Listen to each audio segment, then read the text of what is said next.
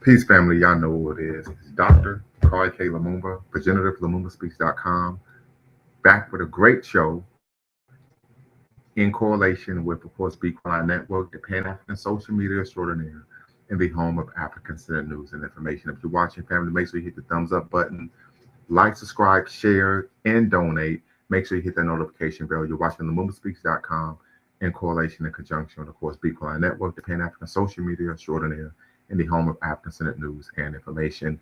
Have a great show for you all today, titled "What is Social Leashing and How It Adversely Affects Black Men." So many of you may be unaware of the term social leashing, but we're going to go into what social leashing is. And then, of course, we're definitely going to discuss um, where this concept and idea comes from. Right, so many of you may be unaware, and so we definitely want to make you all aware of where this concept and idea of social leashing comes from. So we're actually going to be going into the world of Black male studies today. And once again, if you're familiar with Black male studies, family, put a one in the chat. If you're unfamiliar with Black male studies, put a two in the chat. Once again, if you're familiar with the concept of Black male studies, put a one in the chat. If you are unfamiliar with the concept of Black male studies, I want you to put a two in the chat.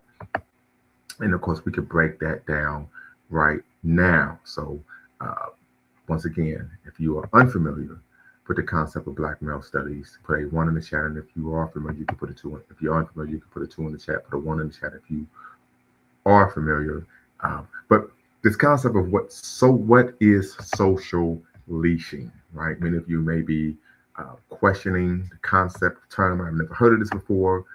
Um, and we're going to get into, of course, this concept and idea. So once again, family, make sure you hit the subscribe and like button, thumbs up, thumbs up, thumbs up, hit the notification bell, like, share, subscribe, and most importantly, family, we want you all to donate so we could continue to bring this African-centered, independent thought to you all here on in these YouTube streets. So the concept of social leashing is a derivative of the brilliant work of Dr. C. Hassan Johnson. If anyone is familiar with Dr. C. Hassan Johnson, he is one of the leading figures, leading scholars in the field of Black male studies. As many of you may be aware, Black male studies is a subdiscipline of Black studies, or Africana studies, or Pan African studies.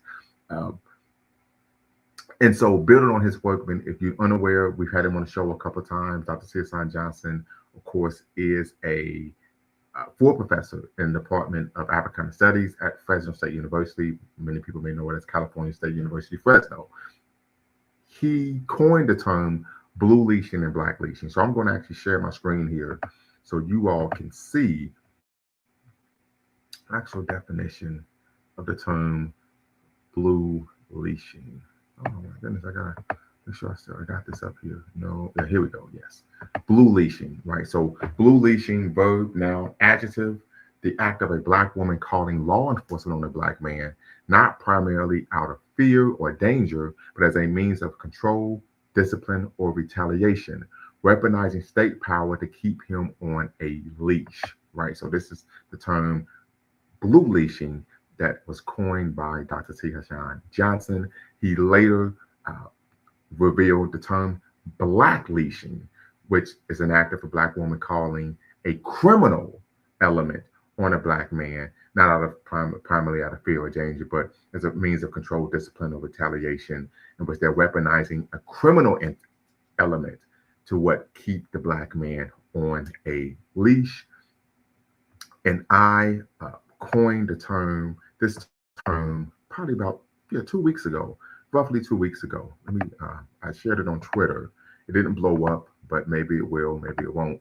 Uh, so I say here, build on the brilliant work of Dr. C. Hassan Johnson. He goes by at Lord Hassan on Twitter. It says, regarding blue leashing and black leashing, I've coined the term social leashing, the act of a woman using social media to make libelous and defamatory comments about a Black man in order to ruin his personal, social, and professional reputation. So this is what we're going to talk about, family. And where we're going to talk about where some of this comes from, right? One, we are familiar in this society, particularly if you go back maybe the last 40 years, where Black women typically have been platformed, right? We could talk about art, magazine articles, movies, uh, excuse me, daytime television shows, right? They've been a platform where they've been able to articulate a narrative about black man that is unbecoming, right? Untoward, that we engage in untoward behavior, we are inherently dysfunctional, et cetera, et cetera. And this has been platform for over probably the last 40 years, 4 decades. Well, yeah, 4 decades. And so it's almost become commonplace for this to take place. The social leashing comes in typically when blue leashing or black leashing doesn't work, in my opinion, right? There's some men, hey, you could call whoever you want. They're going to get this work when they pull up, right? The woman may go through the court system or they use the criminal justice system. And guess what? They don't believe her. They see through her lies and they find that because she's engaged in the comments or claims that are just adverse to facts. Right? A great example of this would be the actor and actress, the actress Johnny Depp, and then of course his wife, I believe, was in the movie not Black Panther, but Aquaman, and he recorded her because this woman was engaging in violence against him. Where we know IPV, intimate partner violence, is bidirectional. Most feminists will tell you that it isn't, even though there's evidence to show it is. And there are we're finding a growing population of women self-reporting that they are violent in their relationships, but they still will tell you that IPV is not bidirectional. Um, that's problematic. But that tells you a lot about the unwillingness to, of course, hold women accountable. And that takes place a lot in the academy as well, particularly on individuals who have been really, I would argue, ideologically groomed to view the world from a particular perspective, typically one that is misandric and, of course, feminist in nature. So Johnny Depp, she states, he records her, no one's going to believe you because I'm a woman. So that plays a role as well. So there's the belief that I can get away with this, right? And so that leads to this, right? That we're talking about the normalization of what? Making disparaging comments about men. I mean, I remember having an inner child moment, right? You could call it that. But I actually was going back and looking at some 1990s talk shows. And the women would be on stage acting like they had no home training, just talking to these men like they were dogs. And the crowd would be cheering for them. I said, this is social engineering. This is normalizing dysfunctional behavior. But if the man was to speak to the woman that way, oh my God, what type of person are you? You're a horrible human being. So why could you treat a woman that way? So I would argue social media, right?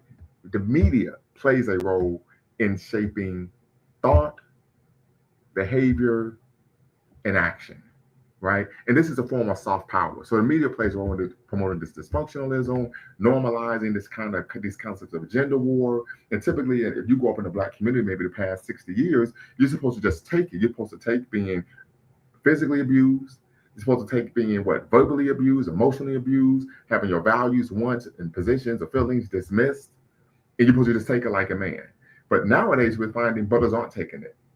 It has nothing, being a punching bag, right, has nothing to do with being a man, right? And you see brothers, particularly between the ages of 17 and 25, they're growing up seeing their mothers behave this way, their aunts behave this way, sometimes even their own sisters behave this way. They're saying, you know what, I'm going to make it, I'm making a run for it. I'm making a run for the hills. And they typically are looking to date outside of their race, but oftentimes outside of the country. They're willing to go to what?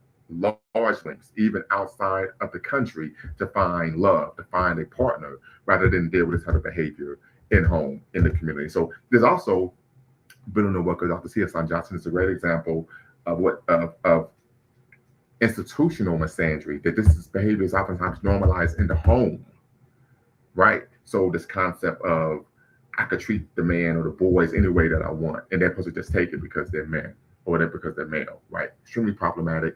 But once again, leaning into the social leashing, I argue, or I infer, that this comes as a result of blue leashing and black leashing not working. So what are we going to do? And we find this in a number of ways, not just on social media, but sometimes a woman just show up to your job and act a fool with the hope that this will harm your professional reputation and cost you your livelihood. You're going to be punished for someone else's behavior, but the woman walks away scot-free. This is very common.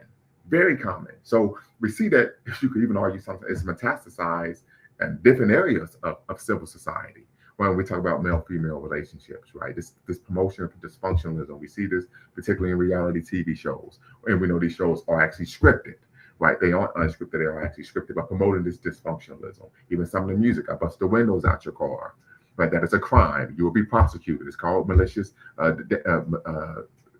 damaging of property, right? So these are real issues. The sister Kiki Wyatt, known for her famous duets with the singer Avant. Shout out to Ohio. He's from Cleveland.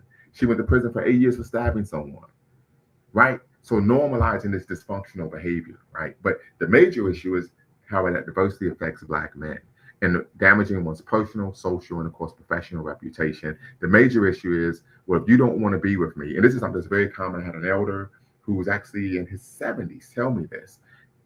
He said, this is very common with some women. If you don't want to be with me, I'm going to try to ruin you. I would defame you. I would make libelous claims about you. Of course, that is when you make a false claim about someone in writing that would possibly damage one's reputation. Slander would be when it's verbal. This is something that is very common, very common. And of course, brothers, we bear the brunt of the consequences. So now the question is, how do we combat social leashing? Once again, family, if you are just tapping in, I make the argument that social leashing comes as a result of the ineffective role of blue leashing and Black leashing. The woman calls law enforcement. They realize she is full of what? Malarkey, that she's making false accusations. So they do not what? Take her claims seriously. They do not act on them. The second, I'm going to give you all an example in a minute. That wasn't in the Black community, but in the white community. The second would be Black leashing. Let me call a criminal element. Let me call Pookie and Ray Ray. That doesn't work because you're dealing with a Timothy and not a Timothy. Homie's brolic. He's a Broad Street bully. While he pulls up and, say he don't beat the block, he beats the block. So that doesn't work. So then the last role is what social leashing. A great example of this, and many of you may be aware of my The Ohio State University football fandom, right? I am a Ohio State fanatic. Many of you are aware that I am an atheist, but the only thing I am religious about is, of course, Ohio State football. And this is just due to the socialization of male young boys in Ohio happens. Even some sisters feel this way, the women in Ohio as well. So former wide receiver coach at Ohio State, I can't recall his name, but he should have been fired for unprofessional behavior. But he and his wife, ex-wife, they're going through a contentious divorce. Towards the end of the marriage, she makes an accusation that he physically assaulted her. The police show up. She has no marks or bruises on her whatsoever. The police did an extensive, and this is in 2018, an extensive investigation, found out there was no credibility to her claims. Her claims of this man physically abusing her were false. We're talking about the wide receiver coach at Ohio State. So then what happens is she contacts his employer, at the time, head coach Urban Meyer, and says, oh, he's putting his hands on me, he's beating on me, he's doing me harm, so on and so forth. What takes place is Urban Meyer calls the guy in the office, says, is this true? He says, absolutely not. He says, if it is, you're out of here. He says, no, that's not the case whatsoever. When she realized he wouldn't lose his job, she contacted USA Today and said Urban Meyer supports a coach on his staff that abuses women. Urban Meyer is interviewed. There's a big public fallout. Urban Meyer ends up getting suspended 3 games by the board of trustees and the president, right? And I remember him being interviewed, and they said, well, why didn't you do an investigation? And the question was, well, the response was simple. I don't think he didn't make this response, but for me, the response would have been simple. The police did an investigation and found that the woman's claims weren't credible. The woman is contacting me, obviously, because she wants to do some type of harm to this man's employment. This is very common, very common. So passe, Zoe Pound Brothers, they don't play. Wilson Garvey, how you doing, brother? Shout out to Haiti. Appreciate you, brother. Happy Pan-African Sunday. Happy Pan-African Sunday. Hope you can tap in and be part of the conversation. Link is in the description. Link is in the chat. Once again, family, make sure you like, share, subscribe, and donate. You're watching LaMumbaspeaks.com, the Black Empowerment Initiative, where we believe we can get a competitive advantage for always better known Black, in conjunction, of course, with Bequaline Network, the Pan-African social media extraordinaire, and the home of African-centered news and information. So that would be just one example. Another example would be with Ezekiel Elliott, former, of course, national championship winning running back at The Ohio State University, had a 10-year career in the NFL, played, I think, 9 of those seasons with, of course, the Dallas Cowboys. He was dealing with, of course, a young lady who was not of his racial persuasion. She was a white young lady, and he appreciate you, brother. Appreciate you. Appreciate the Cash App. Um, I'm sorry, the super chat. When he breaks off the relationship, the woman falsely accuses him of abusing her. She sent a text message to one of her friends saying, lie to the police and say that he's doing me harm, right? So this is something that is very common. That would be an example of blue leashing, but also the social leashing of going to social media, going, contacting one's employer, right, as a way to try to cause harm to the individual because they no longer want to be with you. Or it could be simply, he doesn't do what you want, right? This is something that is very common. Very common. So something I've experienced before, as I stated, building on the work of Dr. T.S.I. Johnson, this concept of social leashing. The only difference between my term of social leashing and Dr. Johnson's concepts regarding blue leashing and black leashing is I don't limit it to black women, right? I argue that any person, and particularly any woman, can engage in this type of behavior, and all women do engage in this type of behavior in some way, shape, or form. Not all women, but women of different, of course, racial, ethnic, and national backgrounds. So this is a concern that I have, right? But I'll argue once again that social leashing is a vestige or a derivative of the inability of blue leashing and black leashing to be effective. So once again, family, the link is in the description. The link is in the chat. Tap in, be part of the conversation. As you all know, here at Lumumba Speaks, we accept all points of view. You could be on the left, you could be on the right, you could be right down the middle, right? You can come in and be part of the conversation. We believe in diversity of thought. Number two, no bigotry whatsoever. This is a space of Black empowerment. We believe in the 3 N's of Black power, self-respect, self-defense, and of course, self-determination. So if you make a claim that in which you're attacking someone and engaging in bigoted comments, you will be removed from the show.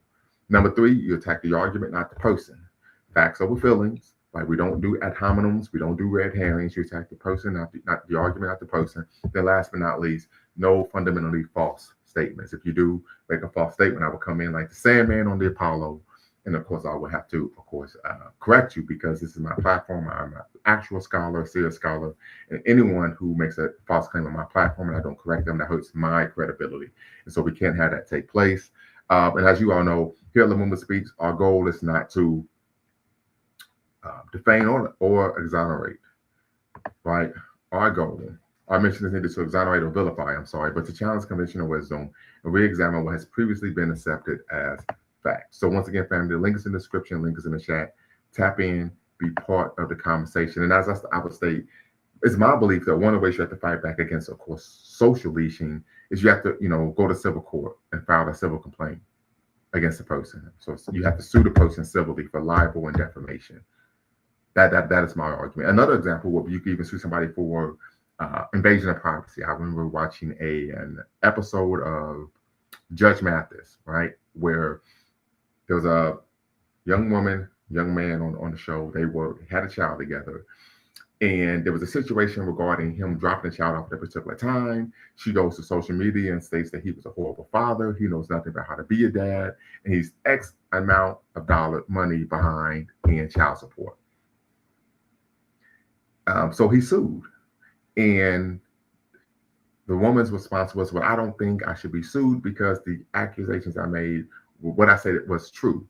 And Judge Mathis said, well, that may be the case, but it may not be defamation, but it is invasion of privacy. He gave the example of why you could be sued in civil court for something like that. He talked about, I want to make sure I get my words correctly because it's been a while since I watched that episode, but he stated that would be like him going on social media and telling people you have a venereal disease. The general public doesn't need to know that. But his response is, well, it's true. He said it may not be defamation, but it is invasion of privacy. And because of that, you're going to have to pay, right? So I argue what we have to do is not just say, that's just a woman being a woman. No, you have to hold people accountable for their actions, right? We have to stop treating women with kid gloves. This is a major problem, particularly in the Black community, right? And so as a result, it may not be a criminal charge, but you can sue for defamation, right? Another example I give you is Tiffany Haddish, the actress, comedian. I don't think she's a good actress.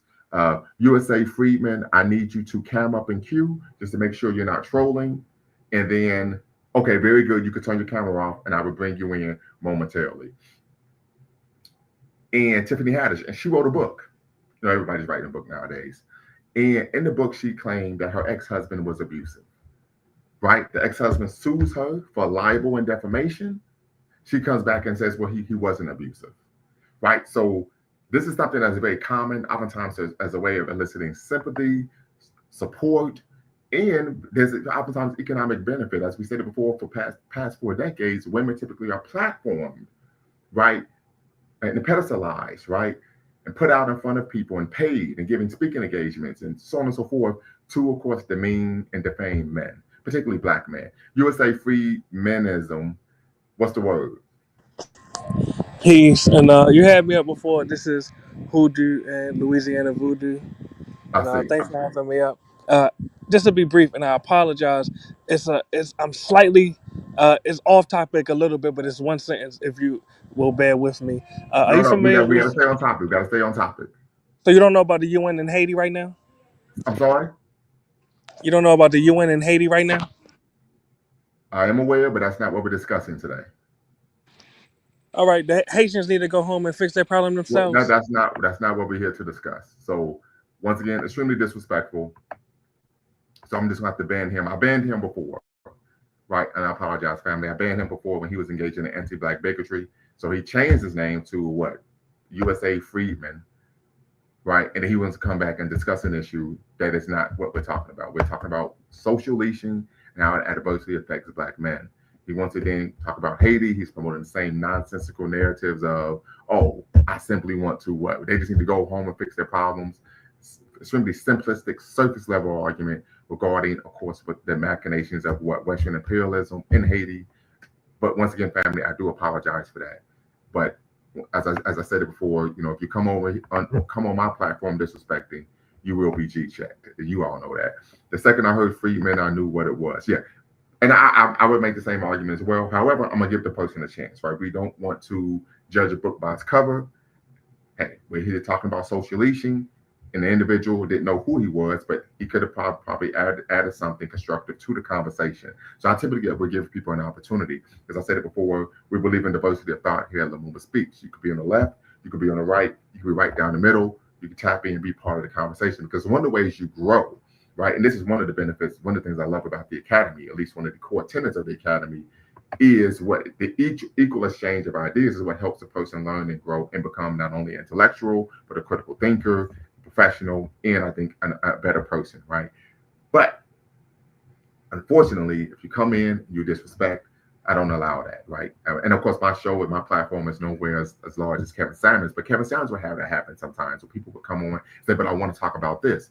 Just hey, that's not what we're discussing. That's not what we're discussing today. So I need to stay on topic. They won't do it. So he has to have them leave, right? You have to bid them a good night. So this is something that people do. It's unfortunate, right, that we have individuals in our community that engage in this type of behavior. We tend to find individuals who have that type of smoke for their own kind, that type of disrespect, typically go out of their way to be what subservient and obsequious, and to of course them folks, right, to non-black. So we talk about the deferential, right, to of course non-black people. So extremely unfortunate, but hey, it happens. It's funny. They never say other Europeans fled. This is very true, very true. And of course, Wilson Garvey, I always appreciate you tapping in, appreciate the love. Uh, Send me some in the private chat. Let me know what are some topics you want me to do some shows on, right? Let me know what are some topics you want me to do some shows on. You can put that in the private chat. But once again, family, we're discussing what is social leashing and how it adversely affects black men. I would love for you all to tap in and be part of the conversation. If you're watching on Twitter, you can come on YouTube, and of course, I'll put in Lumumba Speaks, and then you could tap in and be part of the convo. I definitely would love to hear from you all regarding your thoughts on social leashing as a derivative of course, Dr. Tia Johnson's brilliant work, blue leashing and black leashing. I make the argument, I advert that social leashing is a derivative, a byproduct of the ineffectiveness of blue leashing and black leashing. I can't weaponize the state against you. They don't believe my fantastical stories about you. I can't find someone to beat you up because you're body by Lumumba, you're Brick City, you're him, not them, right? So what do I have left? I'm going to go to social media and try to defame you, destroy your reputation, so on and so forth. So definitely tap in, family. The link is in the description, link is in the chat. I will actually, I'm going to put the link on Twitter. Okay, so what I would do is I'm gonna share the link on Twitter. I'm gonna put it in the comment section. If you want to tap in to be part of the conversation on Twitter, I'd love to hear from you all, particularly about this concept of social leashing. Do you think it's accurate? Have any of you experienced social leashing? And of course, another question would be, excuse me, give me 1 second. I'll put this in here.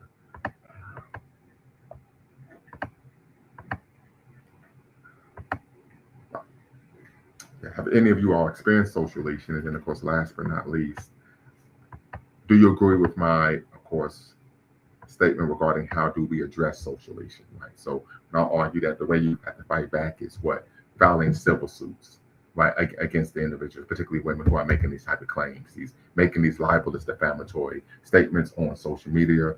Filing a civil suit, I believe, would be a way to fight back against this practice of using, of course, social media to publicly defame and black men. So definitely, family, tap in. Put the link in the description. The link is in the description. The link is in the chat. You're watching, of course, LumumbaSpeaks.com, a Black Empowerment Initiative, where we believe we can gain a competitive advantage by always betting on Black, in conjunction with Equaline Network, the social media extraordinaire, in the home of African-centered news and information. So, of course, families, we always ask that you donate so that we can continue to bring you this unfiltered, African-centered content. So, one question I typically get: you're a Pan-Africanist, you're African-centered, so why are you addressing these issues that only affect Black men? Well, there's a reason. I'm a Black man, and my experience in the world is different than a Black woman's experience. We both, of course, fighting against anti-Black racism. But these are intracommunal issues that we face. Intracommunal issues that we face that adversely affect us and prohibits us to actually do the work that helps our community, right? So if we're going to be part of an organization, Thomas Sankara, fifth president of Burkina Faso, taught us what? Whoever feeds you imposes their will upon you. So what did Marcus Garvey teach us? Martin Delaney teach us? But Africa for the African. So if you're going to have whatever's to be done for African people must be done by African people. To do things by African people, you gotta have money on to get the job done. Now, if you don't have any, now if you're a victim of social leashing, you don't have the ability to make the money to actually support independent community initiatives or independent grassroots Black organizations. You see, so there's a domino effect, and we need to call out individuals who are actually doing harm to our own people, right? So, because I've stated this ad nauseum on my platform, we face two enemies, internal and external. We like to get, on a macro level, we like to call out the internal enemies. I remember when I was with my ex and I talked about people like to go march and hold signs, but that's easy, right? But what about the internal enemies of Black people? The diurnal manner in which we engage in racially disempowering, self-destructive, and self-defeating behavior, right? Internally, intracommunally, in the home, where this type of anti-Black behavior and dysfunctionalism is being normalized and promoted in the home, right? The African proverb states what? The ruin of a nation begins in what? The homes of its people. Not the school, not the rec center, not the playground, not the mosque, masjid, or synagogue, or temple, in the home.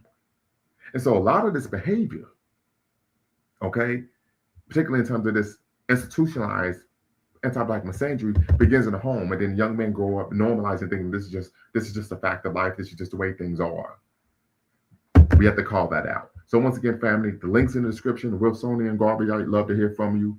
The link's in the chat. Tap in, be part of the conversation. The description is in the comment section on Twitter as well. I'm sorry, X, formerly known as Twitter. Tap in, be part of the show. You're watching, of course, LumumbaSpeaks.com with Dr. Bakari K. Lumumba, in conjunction, of course, with Equaline Network, the Pan-African social media extraordinaire, and the home of African-centered news and information. So once again, if you want to be part of the Convo family, you do not have to cam up. Once again, you do not have to cam up. You can, keyword, you can use a pseudonym to protect your identity. I understand oftentimes we discuss a number of hot button issues, and it may be controversial. You may not want to what? Make people aware of who you are because of a number of reasons, particularly with one's, of course, livelihood, right? There may be individuals who are watching social media. This has even happened before. You make a comment, someone's uncomfortable with it, they go to work and try to find a way to have you terminated. So I understand that completely. But the link's in the description, link is in the chat. Tap in, be part of the conversation. We're discussing what is social leashing and how it adversely affects, of course, Black men. Wasonian Garveyite, what's the word? Got to turn your mic on.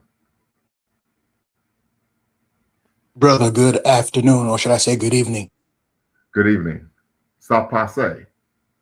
Not boule, man. To buy you bien, buy you know. That's right. That's right. Happy Um, Sunday to you, brother. You too, beloved. Before I continue, just to reiterate, unfortunately, the second I hear Friedman, I at least knew what the situation was, but Yeah, you being a Pan-African and you having a big heart, obviously you want to give our people the benefit of the doubt. a chance. Give Um, benefit of the doubt, yeah. and, you know, it was what it was. And as I've Yeah, stated before, I was skeptical. Yeah, I was skeptical, but I said, listen, what do young people say? We listen and we don't judge, right? So I wanted to just give him an opportunity, right? And then when the nonsense came, I said, okay, got to get him out of here because I had blocked him before, and so he came back on with a different channel and a different name, but we got him out of there. right. And one last thing. The crazy part is my mother would always say that, you know, the idea when Haitians arrived to the United States, the idea was to always go back to Haiti. And I guess a lot of there are Americans who feel that there are immigrants who think that they just want to go to the United States, when if you actually speak to some of them, that really isn't the case. They actually do want to go back. But one thing that's never factored in is obviously, you know, imperialism, things of that sort. But that's a different conversation for a different time. Social leashing. So I don't have anything conducive to add, only because I feel perhaps, you know, I don't want to say it's redundant, but should I say it's not surprising? The United States in particular has rolled out many forms of measures to keep at least what they feel Black men either in line or within a certain range. And social leashing is nothing more of an extension of that. So as a good doctor said, you have blue leashing, you have black leashing, and in this instance, social leashing. So I want to be tactful with my response, because it's situations like this that would lead to brothers saying, you know what, if this is what we're going to go through in the United States, I'm going to pick up my ball and go. Right. And this is when you have brothers looking on, you know, hey, you know, if this is what's going to happen to me in the United States, then, you know, there's no use of throwing pearls to swine. Let me just go ahead and just leave. But, you know, that's you know, I don't, you know, some people might see it as a as a fix. Others might see as kicking the can down the road. And let's be honest, none of this is surprising. I guess my question to you is, how do we combat it, and how do we combat a system in which that's been working actively against our best interest since the very inception of this country? Yes. Yeah, so I think there's a couple things. And first off, I appreciate you tapping in and being part of the conversation, brother. Number one, we talk about how to combat it. And that brothers are doing this. It's what's called passport bros, right? Brothers are saying, hey, if I had to go across the pond, as they say in the UK, to find a suitable partner, I'm willing to do that because this is too much. I can't take it anymore. I also say that we tend to find younger brothers, 17 to 25, aren't dating with the same level of what we would call racial loyalty as what previous generations. And there's a reason for that because they're firsthand, upfront, and personal, seeing the behavior of their mothers, sisters, and aunts, and saying, I'm not putting up with this. I'm not dealing with this. Right? The last issue is if you are someone who's a victim, unfortunately, of social leashing, I argue that you immediately file a civil suit in, of course, your local county court for libel and defamation.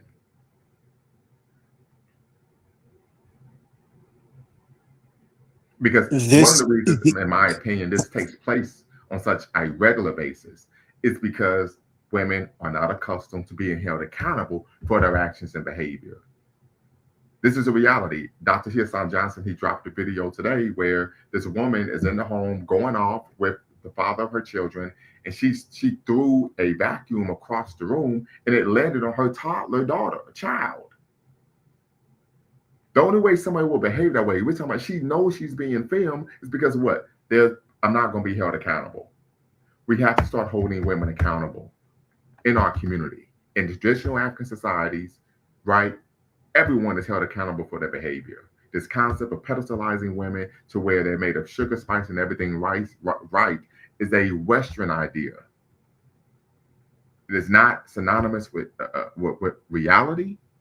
It also is a byproduct of pedestalizing really white women. And that's really what they were talking about. White women are made of sugar, spice, and everything nice. But this concept of social leashing also is a derivative of course, Me Too. I can make any accusation I want, doesn't matter if it's true or not, and it will cause you harm, particularly financially, particularly professionally. It will cause a person harm. You saw people losing their jobs when they weren't even being charged with a crime. Right?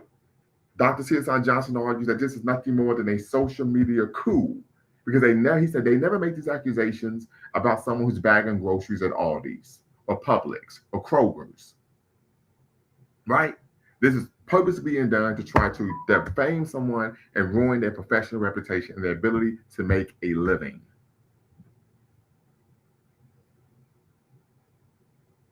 This is what we have to consider. So I'll argue one, some people say dating out, right? Dr. Umar Johnson said that if you're dating outside your race, it's because you're self-hating Negro. I completely disagree. There are a number of factors.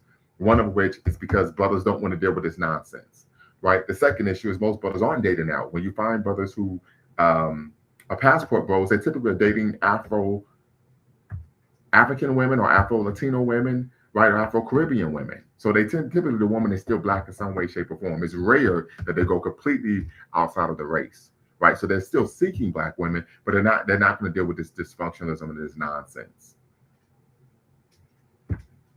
And it's very common for women to just manufacture accusations against the man simply because you disagree with them or you're not doing something that they like or you're doing something that they don't like.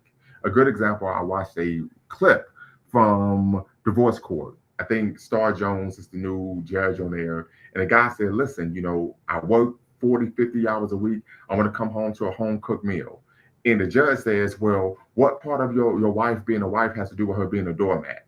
So they automatically, try to pathologize his desire for him to come home to a home cooked meal.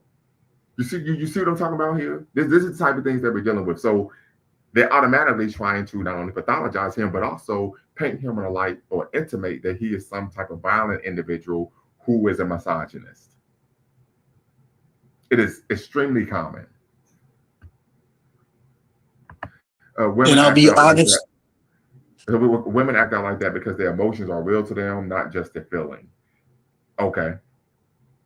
Go ahead, Wilsonian and Garveyite. Excuse me, brother. To be honest, this is actually, I think, a point of contention when it comes to the I'm going to use the phrase scientific conscious community, right? We have good people, good channels, good human beings who drop the necessary knowledge that can uplift our people, but it's more on from a theoretical aspect. Mhm. Now, when it comes to the social aspect, aka within the communities, within the African community, in the United States, specifically between a black man and a black woman, the way the spectrum is that, you have, I'm not going to use the word simp, but you have an idealized version Mhm. of the black man, of the African man and woman relationship in the United States on one end of the spectrum. Some from the black manosphere might call them simps, Right. or even pro-blacks, which it really grinds my gear that terminology has become pejorative. And then Right. on the other end, you have outright um, uh, just outright misogyny. For example, Tony, right? Tony Sotomayor, for example. Yes. I think what we need is a happy medium. We need to understand, as Dr. Amos Wilson said, may peace be upon him, that and what's crazy is when he said that this was might have been the early 80s, even maybe late 80s. And I didn't realize, because I'm a first generation American, that Okay. this situation went back so far. For me, this gender war for me was always a new phenomenon. But what he basically stated is that, you have black men and black women lambasting each other while the main perpetrator escapes unscathed. Correct. And I think that, when neither of us take accountability, it makes a bad situation worse, because now, blessed are the couples, who truly, value each other, all the good stuff that a relationship is going to be. But then you do have brothers, then you do have sisters who do consider themselves conscious. But, depending on where they are, they see certain attributes within the opposite gender, in which, they might feel some type of way, usually skewed towards the women. Um, Obviously, I can't hold a candle to the intellectual might of the good doctor. Um, so I can't. I'm not going to use the phrase. Like, I disagree with him. Obviously, a lot of things that I've thought about, I'm pretty sure he's accounted for when making his analysis. And I Um, presume you're talking about Dr. T. Hassan Johnson. yes, sir. Yes, sir. Yes, sir. Peace be upon. Yes, sir. Yes, sir. And I mean, I'll be honest. I don't know where the African community in. Um, I don't want to say that because it's not that bad, right? But it's bad enough, I should say. And when you have the conscious community, and again, it depends who the individuals are. I'll be honest. I think Dr. Umar. I don't. I've had history with him. I do not doubt his intentions. I do think that obviously things could be better. But it can't be a one-way street. It can't be the black man is wrong 99% of the time, because even a broken clock is twice a day. I remember Tony Sotomayor a while back say something to the effect that, when it comes to a black professional athlete, he's on stage, it's you'll have the single mother will taking credit for him being uh, the individual that he is. But on the opposite spectrum, if he is, a menace to society, the accountability does not fall on the mother, but the Right. absent father.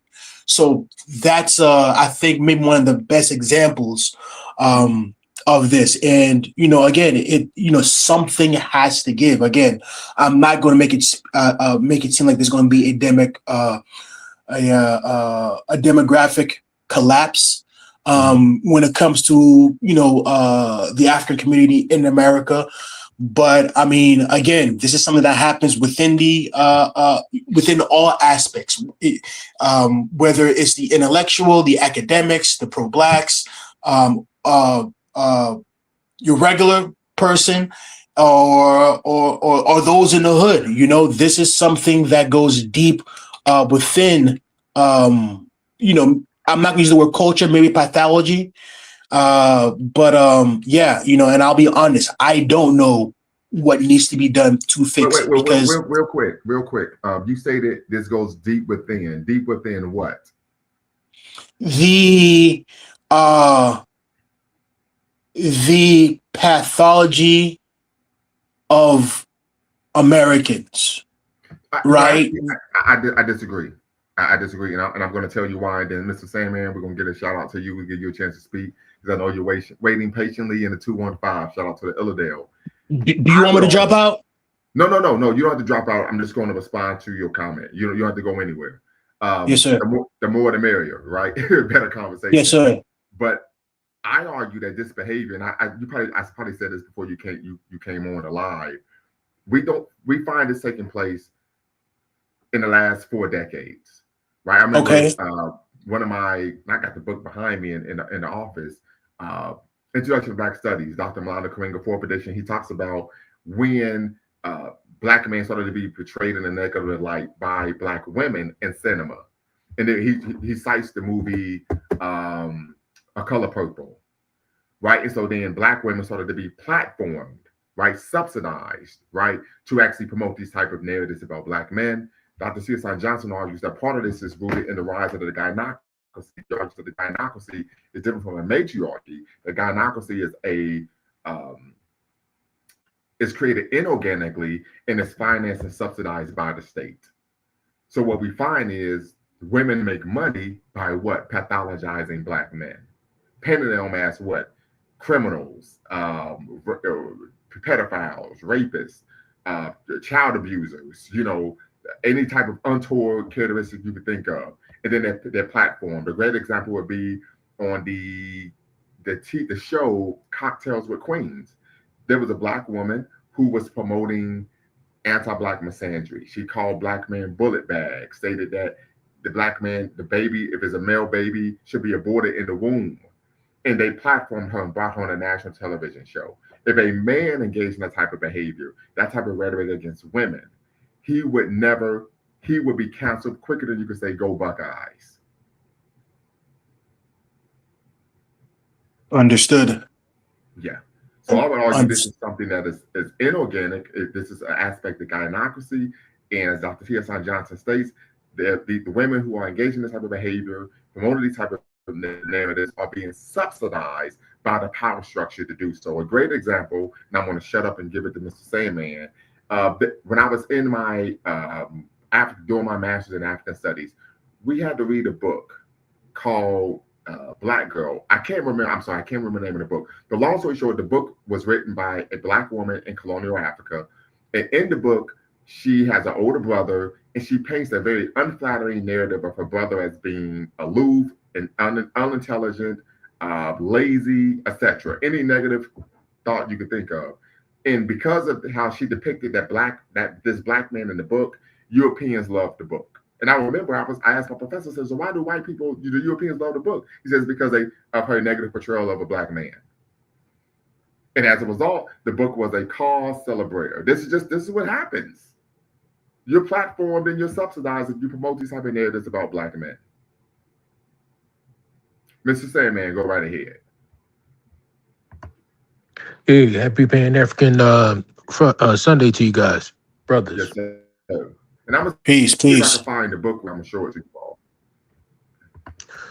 Yeah, it appears to me that we're going through a revolution, a social revolution in this country or even in the world. I recall growing up, my father didn't believe in having televisions in the home. We were only had one television, and we were only allowed to watch it. I mean, sparingly if there was nothing else to do in the house, because that's how much of influence media can have over the people. But now that we have so many electronic devices, and media is getting force fed through us through our electronic devices 24/7, it's like we can't avoid the propaganda or the Right. manipulation tactics used by the media. Yeah, it's a form of But soft power. yes, soft power. And on top of that, feminism is another revolution that we're going through too, and it's unfortunate. And even I even heard Dr. T.S. Washington Johnson speaking on it recently in a podcast he had joined. Um, I believe it was a couple of weeks back, where he was speaking or debating with some white feminists about the impact of feminism on the black community. And what the white feminist ladies pointed out was that the world's changing. It's not a world where men go out and earn all of the money and take care of the house, and the woman stays home and cooks and cleans and raises the babies. Because of inflation and all this stuff, and you need two income. A lot of homes, most homes need two parent income to get ahead. Yeah. Um, Now, the dynamics of the so-called masculine or feminine identity is changing. But Dr. T.S. Johnson pointed out that this feminist movement has been a disruption to the black family, because for the majority of the time that this country has been around, we were in bondage or and oppressed. So the black man didn't have an opportunity to establish foundations, family wise, throughout the generations that the white man has been able to establish, and in doing so, by changing the dynamics of this gynocracy that we keep hearing about, is disrupting the family structure. And now it's like kind of like a free for all in the black community, where the black woman's trying to get hers, the black man's trying to get his, but he doesn't feel he doesn't feel like a man unless he has a family to take care of. So yes, I think well, I guess it was World War I and World War II when this huge revolution happened. Whereas though because all of these men were going out to war, and women had to get into the work field. And I guess the industrial revolutions has made it so that it's beneficial for Well, the well, richest well. among Very, us. very, very quickly, Mr. Sandman. Non-elite women were always working outside the home. Hmm.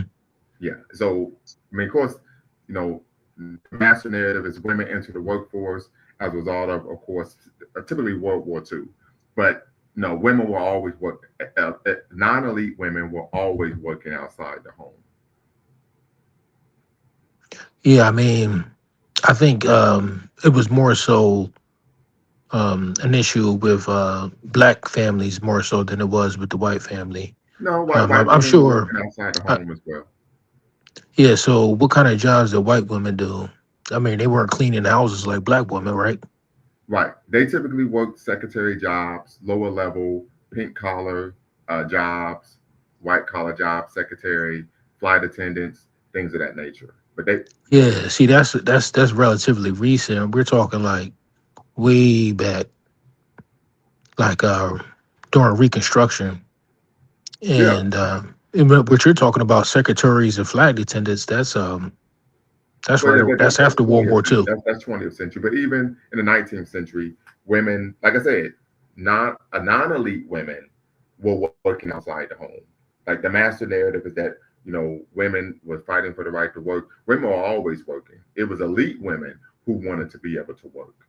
And the Yeah, reason so why was because, as a matter of fact, I took a class on this when I was in undergrad about uh, the history of women in labor. And then professor, she was a white woman. She was from Ukraine, in fact. So it was difficult sometimes to understand her because of her accent. But one thing she mentioned, she talked about women, particularly black women, were always working outside the home because black men faced high levels of employment discrimination. So it forced black women to be in the workforce.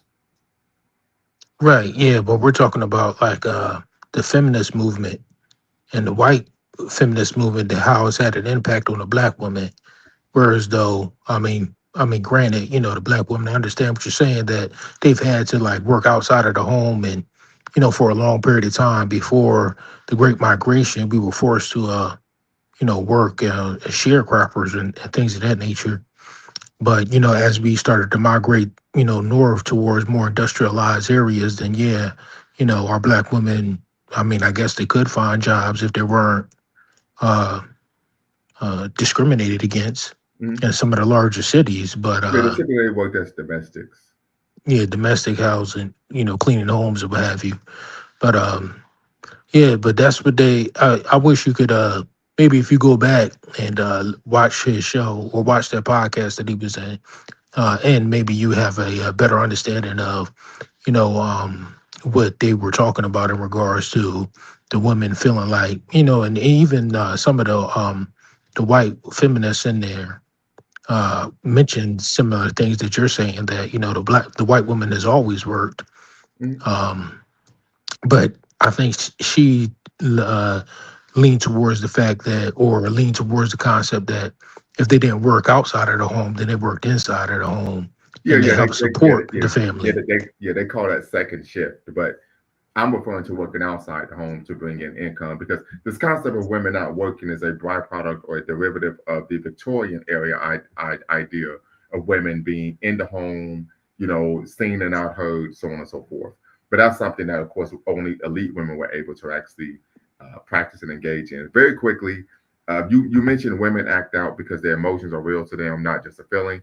I would disagree in part. Of course, many studies have shown women tend to be more emotional than men. That's not the issue. But the acting out part argues because they aren't accustomed to being held accountable for their actions or behavior. And I'm going to give you an example, even anecdotal from my personal life. When I was 12 years old, my bike was stolen. I would vividly recall my mother asking me to go to the store and get some pop for us to have for dinner. And I go in there, hurry up, get the pop, come out, my bike is stolen. I come home, I'm crying and everything. And so my parents was like, well, don't worry, you're gonna get a new bike for your birthday. Because my birthday is in September. So a month later, September 96, I get a birthday, 13th birthday. I get this big old 18 speed or 21 speed or something. It was just a bunch of gears. I remember that much. And what ends up taking place is I'm at one of my good friends' house, and his sister, we're sitting on the porch talking to his grandparents, and my bike is laying or sitting in their yard. She comes outside, jumps on my bike, and just takes off down the street and around the corner. So I jump, mind you, I'm still emotional about my bike being stolen. So I come out, run after her. Hey, what the heck is going on? You can't grab my bike. And the next door neighbor, I'm 13, the woman probably was 30 or 31, says, hey, you can't talk to her like that. She's a girl. And I said, what are you talking about? She can't take my bike without my permission. And I said, you know what? I'm not even going to argue with you. Just go talk to my parents. Because your parents growing up, your parents teach you you don't argue with a grown up because it makes them look as a poor representation of your parents. She goes to my parents. Boom. She comes back, doesn't say anything to me. This is the next door neighbor, the grown woman. I get home. My dad was like, you were right both times. One, you don't let anyone, irrespective of gender, get on your bike and ride it without you giving them permission. And two, you did the right thing not to argue, debate with that grown woman. Right. So I argue that the behavior is because they are accustomed to not being held accountable. I will give you another example. This is what my ex, what an ex, I can't say my ex, but a ex of mine. We had a verbal argument after we broke up, months after we broke up, and then she literally just punched me in the face. Right. So I called the police, immediately called the police. She calls her aunt. Her aunt shows up the same time the police does. And the aunt is like, you supposed to be this big old man. You lift weights and work out all the time. Why are you calling the police on my niece? And the police officer's like, sir, you did the right thing. Because if this would have escalated, we would have thought you were the aggressor. So some of this behavior is because they don't believe that they're going to be held accountable. Okay, yeah, I've been And, through a and lot when of and when us. you hold them accountable, they would look at you like you're cuckoo for Cocoa Puffs. You've been around disruptive and of course, children. And when they're doing something wrong, you say something to them about it, they look at you like you speaking pig Latin. Right. Yeah. The same thing And happens to a lot of these women who behave this way. yeah, a lot of us have been through, similar instances where, we dealing with a woman that has, lost control of her emotions and feels that she can lay her hands on you, what have you. Um, but one thing that we can, outside of the anecdotal evidence, one thing that we can say for a fact is that, women are different from men biologically, and when I say biologically, not just their physical anatomy from the neck down, but also from the neck up. And that's what I mean in regards to the emotions being real to them. They process the emotion different chemically inside of their brain differently most times than men do, just because they're different than we Yeah. are. But So here's the thing. But here's the thing, and I don't mean to cut you off, but and I just show just I'm sharing the screen. That's the book I was talking about, The Slave Girl, a novel written by, of course, a Nigerian author. That's the book that got a lot of fanfare in Europe because of her depiction of the black man in the book. But where I disagree with you is because we don't see sisters on the continent behaving this way. Because what they're held accountable for their actions. So it's not just because women are emotional. No, it's because they live in a society in which they are allowed to behave this in this manner. There was a situation probably a couple months ago, or maybe even last year, where these black women, there were a group of black women who traveled to Dubai. They were in Dubai acting a fool, cutting the rug. They were being contemptuous, loud, bellicose, truculent, and they were arrested. Why? Because in that society, women aren't allowed to behave that way. And what's the brother who, Quanell X, he's an activist out of Houston. He goes on social media talking about those sisters didn't do anything wrong. The women are behaving this way because they are allowed to, just like anyone so else. are you suggesting that we I'm sorry to cut you off, but are you No, it's all suggesting right. that we adopt a African culture here in America? Well, I think we need to have African centered values in our community, traditionally as African people. When someone engages in behavior that is untoward and unbecoming and in contravention of the values of said community, they are ostracized. The problem here in America is that when women behave this way, people make excuses for their bad behavior. And no matter what excuses you make for the bad behavior, it doesn't stop them from behaving that way. I remember Okay, so some, if I who is can, the determiner of what's considered bad and what's not considered bad behavior? Yeah. the Well, society as a whole, or even the subset, which is the African community in America, right? Like, but um, let me break it down a little bit more. It could even come down to an individual level. In every relationship, some people have what are known as non-negotiables. I have non-negotiables. You put your hands on me. You disrespect me. You are verbally abusive. That's a non-negotiable. I'm gonna cut you off and have nothing to do with you. Point blank. Period. Right. So when we talk about ostracizing, it also is placed on a person's individual and personal values.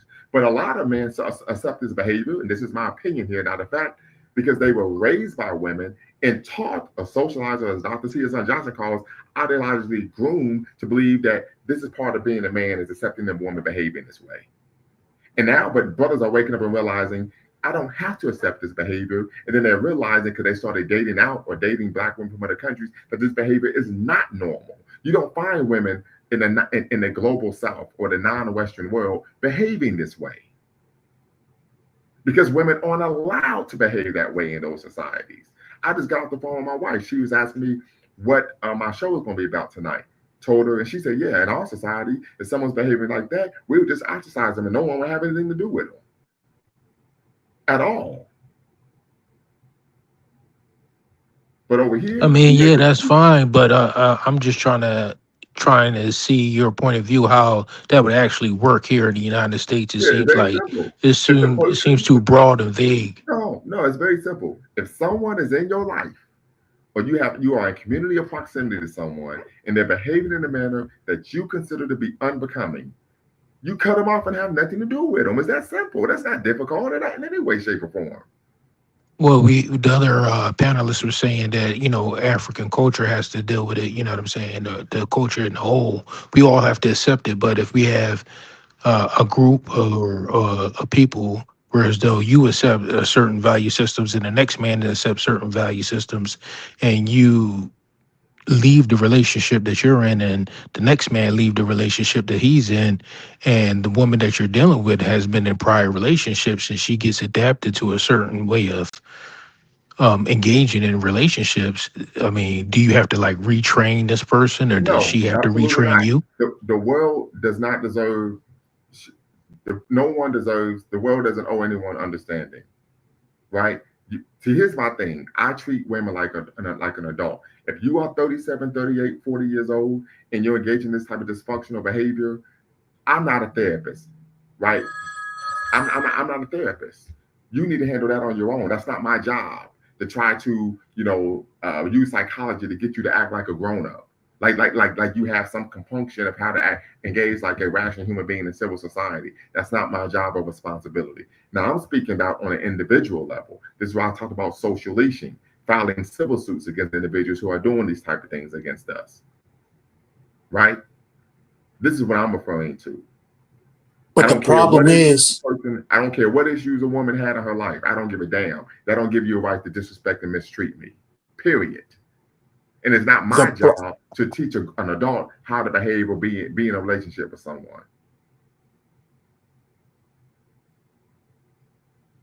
if I may interject just to reiterate what Dr. Hassan and others have stated, the problem is, in order for that to happen, um, it starts with the family. And I think it's almost like a Yeah, circle that's going on. Uh, there needs to be black men and women starting families, setting certain type of social norms within the community that's accepted. But the issue is, if you have an environment in this country that's not conducive to black men starting a productive family, then now you have a community of women that's going to, and I think we need to understand that there's a big difference between a gynocracy and a matriarchy. right. There's a lot of brothers, unfortunately, who think that those two are the same, which it isn't. As you mentioned, obviously Africa has hundreds, if not thousands, of different ethnic groups, cultures, languages, things of that sort. So a lot of time when we think that we say, okay, there's a West African matriarchy, a lot of brothers may think it's just a gynocracy with a kente cloth on it, which is far from the case, because as you mentioned, even within, or at as it has been mentioned, even within a matriarchy, if a women can't run roughshod over the community, because let's be honest, But hold on, I think. real quick. The traditional African societies weren't matriarchal. No, understood. I'm referring to those who have been, or Oh, those who are. Yeah, yeah, yeah. This those is who not are what? matriarchal. Well, that's what I'm saying. They aren't. They never have been. The concept of African societies being matriarchal is ahistorical. Understood. Yeah, that's never been the Yeah, I case. think there's like a misunderstanding here. So you're saying there are no matriarchal ethnic groups in Africa as we presently speak. There are matrilineal ethnic groups, but not Okay, matriarchal. okay. Then that's my bad. I used the wrong terminology. Matrilineal instead of Yes, matriarchal. Excuse me. Excuse matriarchy me. is a society in which women are in positions of power and authority. Right. Matrilineal is a society in which the lineage is traced through the mother. Okay. Then forgive me. That's exactly what I was referring to, but I used the wrong terminology. Okay. Yes, and I think there's a lot of guys who think that just because they think that just because uh, uh, certain societies, certain groups, certain communities are matrilineal. That is basically the gynocracy with the kente cloth, when obviously that could be farther from the truth. Right. In those societies, in those communities, you will have the women that will keep the younger generation of women in check and Yes. in line of the social norms. Yes, it's called right Because I mean, passage. exactly, because let's be honest, and I don't want to use this situation because this is not the time to be flippant. It's not a situation to be facetious. But for example, the what's going on in Sudan, the issue isn't that, I mean, at the very least, if the men and the women had the arms and the military training to combat it, those who are being brutalized, I'm pretty sure that all hands would be on deck. So trust me. But what I'm saying is, when we see these type of atrocities, it isn't women who are going to pick up the arms and go ahead and either fight back, either seek retribution, or things of that sort.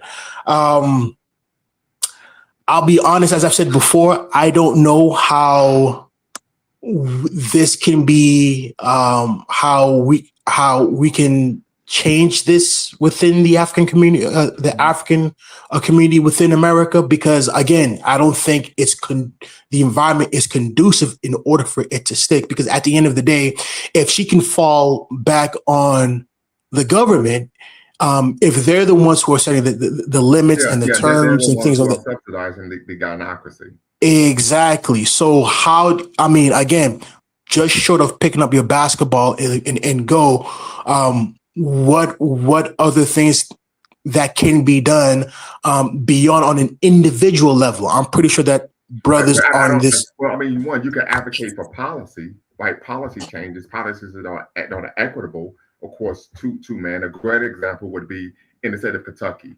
In the past 6 months, what took place was the governor or the state legislature passed a law making 50-50 custody mandatory in divorce, right? Unless there are some type of course, extreme issues. As a result, they saw the rate of divorce filings go down exponentially when they say that if you get a divorce, it's going to be 50-50 custody. Not the standard, the woman gets the custody of the children 95, 98% of the time, and the father's paying child support, only gets visitation. So from a policy issue, that's something that you can address. Um, but my concern is I think most of these modern women, particularly in the Black community, are they're they're gone. There's no saving them, right? The brother says we got to sit down with our women and help them understand their nature because they're really the only ones they got, vice versa. I disagree that's not going to work at all because they're being raised in households where they're being taught to be dismissive of men. In fact, we find this particularly in higher education, something I've experienced, where a lot of the women, irrespective of their educational level, they view themselves as intellectually superior to a man. So to be told anything by a man, to even be challenged intellectually by a man, tends to put them in a position where they become apoplectic. How dare you say anything to me? How dare you tell me how I'm supposed to act, behave, so on and so forth? These are real issues. So I understand you, but someone who's been in the game for a while, been out here doing work in the community, it doesn't work. Because if they weren't taught to respect, if they were taught to respect the man, they wouldn't be behaving that way in the first place. So it's like what Frederick Douglass said, it's easier to build strong boys than repair broken men. If somebody's 30, 35, 25 years old behaving like this, listen, they're gone. There's not much you're going to be able to do for them. That's who they are. That's part of their personality. Literally, that's who they are as a person. It's going to be extremely difficult, right? It's going to take an act of the ancestors, right? And Shango and 17 African gods to try to get that person to change their behavior. Because that's literally who they are now as a person. That's the way they see the world. That's the way they comport. That's the way they relate to people. It's by engaging in behavior that's dysfunctional and self-destructive and disempowering. But that's the issue though. If we give up, then our situation isn't going to change at all. Well, We're just I going to don't be I don't stuck in the same cycle. I don't call it giving up. I've always made the argument, and I align myself with the wisdom of Marcus Garvey here. When they asked him, "Do you want to take all Black people to Africa with you? And he says, no, some black people are no good here. They will be no good there. They are just not, some black people are just no good. My argument is that you work with black people who are about the right things and have the right values, right? This is why we have passport bros, where brothers are going and saying, no, I'm going to get me a black woman from another country who doesn't behave this way because this woman in America is she's too far gone. This is a reality. We all grew That's up a with people. tricky. We knew when they was in 6th grade he's going to prison. Why? Because they grew up in a household that was a criminal incubator. This is just a That's reality. a tricky. That's a tricky situation for the black man here in the United States because the black woman, we were only a hot commodity to the black woman in Africa because of our financial status due to being connected to the United States. Have you ever dated? Have So you ever how do dated an we African like woman? separate What? ourselves from that? Have you ever dated an African woman? No. Okay, because I've dated over 2 dozen. And the majority of the time I was dating them, I was a college student. I didn't have any money. So the argument you're making, I would argue, is false because I've actually been in a community with African women and I've dated African women. And African women are socialized and taught to be respectful to men, irrespective of the amount of money he has. I could think vividly of a situation in which I was unemployed and I was seeing a sister from Tanzania, and she invited me to her place. And I get over there, and we have been talking on the phone probably about a month. The first time I come to her place, I show up, mind you, I'm unemployed. She had made dinner and had a glass of wine waiting on me. We sit down, we eat, and then she's rubbing my shoulders. How was your day? Did you get any leads on a job? I didn't have any financial prospects. She was better off than me. Okay, yeah, because I'm confused. I'm saying this because of my experience, and you talk to a lot of brothers who date African women. The culture is different. Culturally, they're raised from an early age to respect men and what take care of the home, irrespective I, of w- one's financial situation. I was under the impression that African women had a tendency to stay with their parents until they became married. So the woman you were That is dealing correct. with, the But brother, woman you that have you to were dealing remember. with, she wasn't married or had No, kids or nothing. she came from Tanzania to the United States to go to school, and then after she went to school here and got her degree, she ended up staying. But Sandman, you have to remember there's 54 countries and countless ethnic groups within those countries. So, to say African women, that might be over Yeah, generalization. overgeneralization. But Right, I can right. speak from experience, and you talk to brothers. I mean, you talk to a lot of Pan Africanists, and they're married to women who aren't African Americans, but they're black women. They just aren't African Americans. You get a couple of beers in them, they will tell you it's because they treat me better. They're respectful. They're kind. They're caring. They're loving. Right? They aren't lazy in the home when it comes to taking care of the home. It's a cultural difference, and I can say this because I've dated over 20 some African women from over 20 different African nations, right? Different ethnic groups. And this is a general theme that you find is they are raised to have a care and respect for men. Point blank period across the board. They were raised to be wives. They were I'm taught to sorry. be Yes, wives. because they're raised to be wives. There was a situation here in Dayton, Ohio. Brother Ross Calhoun, he was a Rastafari. He passed away. But for years, probably over a decade, he didn't walk, didn't work. His wife, the tender, was from Zimbabwe. She still was respectful to her husband, deferential to him, the whole nine, because they're raised to be wives. It had nothing to do with finances at all. And this dude was dead broke. Didn't even have a car. Didn't even have a car. She's still right there with him. So that is a stereotype, and we understand that oftentimes there are some women who, of course, are living in, of course, developing nations who seek what a reprieve from the vicissitudes of life in the developing nation. They want to be with a man from the global north or the Western world. That does happen. But on a macro level, we find the difference is there's a cultural difference. They are raised to be wives and they're raised to be respectful of men. And the biggest Well, it's difference that just you'll that see, common sense would tell you that if the so-called, you know what I mean, uh, people in that area are better in general, then what would give us the advantage over the males over there? well, I'm not It's trying to not say about anything about. being better I'm not though. saying that. I'm not saying anything about having an advantage. All I'm saying is brothers are realizing this, and this is why they're looking outside the shores of America for, of course, a spouse. A great example when we talk about some of the cultural differences is there's a documentary on YouTube called The Boys of Baraka. These are young men growing up in, I think they were in middle school, growing up in the hells of Baltimore, Maryland. Shout out to the Charm City.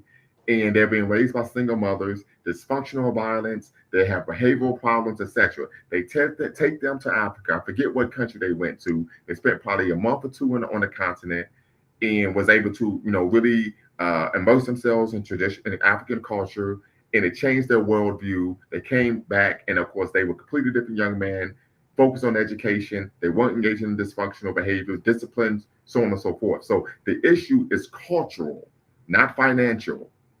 The women in this society are not, and this, we could talk about women, period, aren't raised to respect men or be wise. I can recall vividly, I went to a Black Women's Film Festival, probably back in March. And I'm at the film festival, and of course I got the ring going, I got the gold on, the drip my wife got me, you know what I mean? And so they're like, "Oh, you're married?" Yes, I am. They said, "We saw your license plate. It says Dr. L. Are you really a doctor?" Yes, I am.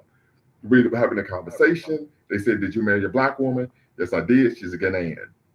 We go in, go deeper, a little further. They said, "Well, why did you marry an African woman, not an African American woman?" Is it because we're very masculine? I said, "Well, what do you define as masculine?" She said, "Well, working and paying bills." I said, "Working and paying bills has something to do with being masculine. That's called being an adult." I go to my parents' house, shared a story with my parents, who are, of course, both 70. And my mom was like, "Yeah, working and paying bills ain't got nothing to do with acting like a man. It's part of being a grown up." This is the nonsense that you're going to get in the West. You see what I'm saying? And so one of the women said, "Yeah, you're right about that, because one of my coworkers is from Togo, and she works like 12-hour days, but she still makes dinner every day for her children and her husband, and da da da da da. She never complains about having to take care of the household." I said, "Right, because she was raised differently." There's a cultural difference. And we didn't even, in fact, prior to maybe the 1970s or 60s, Black women were raised to actually take pride in doing those type of things. I still got pictures on my family photo album, my mother making huge meals every holiday. My mother took pride in those type of things. Dr. Sherzad Ali talked about that being when you are the family cook, or you make the meals, you are the family nutritionist. You are in charge of what? The family's nutrition, which is a powerful role in the home.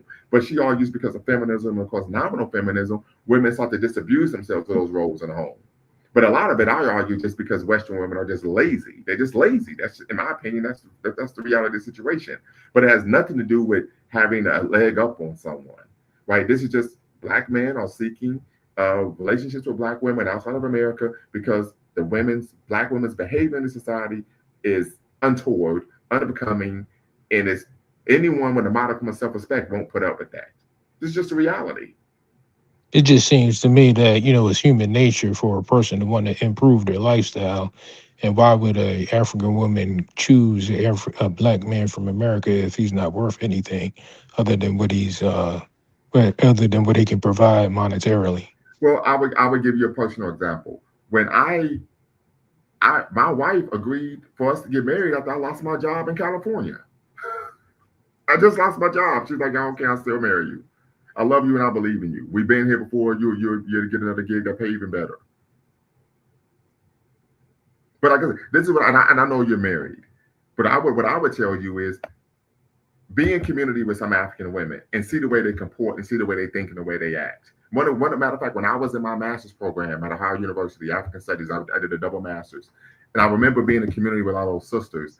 They came to me, was like, they were just shocked by how cavalier Western women were when it came to the protection and rearing of their children.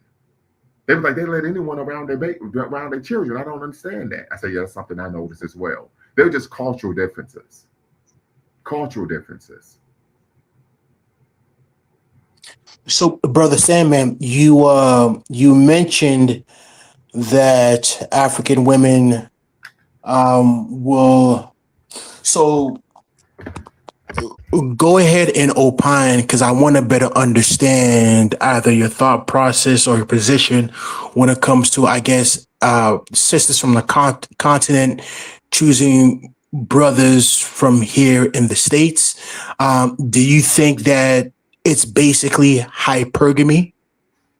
Yeah, basically it's hypergamy, and I think that's just the nature of all human beings to be hypergamous, or females to be hypergamous in general, mainly because, okay, so you got, American men, and not just black men, but America men, where we've all grown up in the American culture where we eat a lot of processed food, so we have a lot of health issues, we have a lot of issues when it comes to respect and cultural appropriations, or cultural problems that we might have in general. So it would seem to me that, of course, I'm sure there's plenty of African men on the continent who have a lot of issues as well. But if those black women in Africa are raised in a culture that's more conducive to family values, then obviously the men would be raised in a similar fashion where they uh, tend to want to be able to support their family and stick around with their family in general. But if so, I'm trying to figure out what would be the benefit for uh, a Wait, wait, black wait, wait, woman wait, in wait, wait. He Africa asked you a to. question about hypergamy with African women. Yeah, I'm saying hypergamy is a general offset of all women in general. Well, no, I disagree, and I'm going to tell you why. Because in African societies, a woman can't marry a man unless her family and her husband, her father, signs off on it. Exactly, and that's why I was wondering how you was dealing with that one lady who wasn't with her parents still, and you didn't have to go through, Yeah, dealing with her father to I wasn't determine looking whether to or But they not weren't she marry was her. getting I married wasn't valuable though. looking to enough. marry her. I wasn't looking to Yeah, they weren't marry her. married. Okay, so were you like engaged in relations with her, or you were just talking to her as friendly? A gentleman does not kiss and tell. Um, but in terms of hypergamy, you can't. And I know this because I've dated several African women, and I've had conversations with African women that I dated about marriage. They said, "Well, it's not up to me. It's going to be up to my family. They're going to have to meet you. There's basically going to be an interview, right? And then they're going to have to sign off on if I can marry you or not." So hypergamy doesn't play a role there because the woman doesn't make the decision who she marries. Yeah, the family would determine who she marries, and normally they would determine based on the value that they see in that man, hypergamy wise. No, absolutely not. You're speculating. I can say this because I went through the process. They're going. It's based on your character, and I'm speaking from experience. If you act like Little Wayne, they don't care how much money you have. They're going to say no.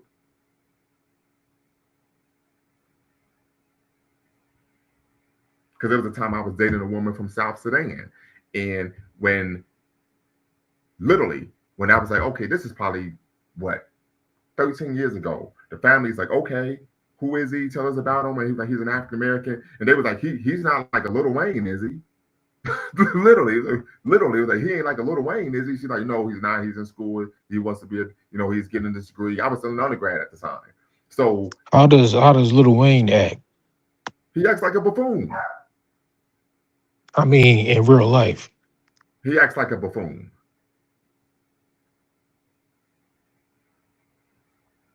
He's a I cretin, mean, I could. right? I've only met. I've never met. Little Wayne. I only know him from off the television. Right. He acts like a But buffoon. I assume So that what? outside of But the point his I'm character on the television, I don't know what he the is. point I'm making is character plays a role. Right now, there are some situations in which individuals are in dire economic straits where there would be, so oftentimes what's going on is what's known as sex tourism. This is something that's deeply unfortunate. I've read about this, of course, during my undergraduate and graduate studies, and something I've seen this from African nations, but because of resource deprivation, there are sometimes the daughters in the family are the breadwinners because they're turning tricks for what? Foreign nationals.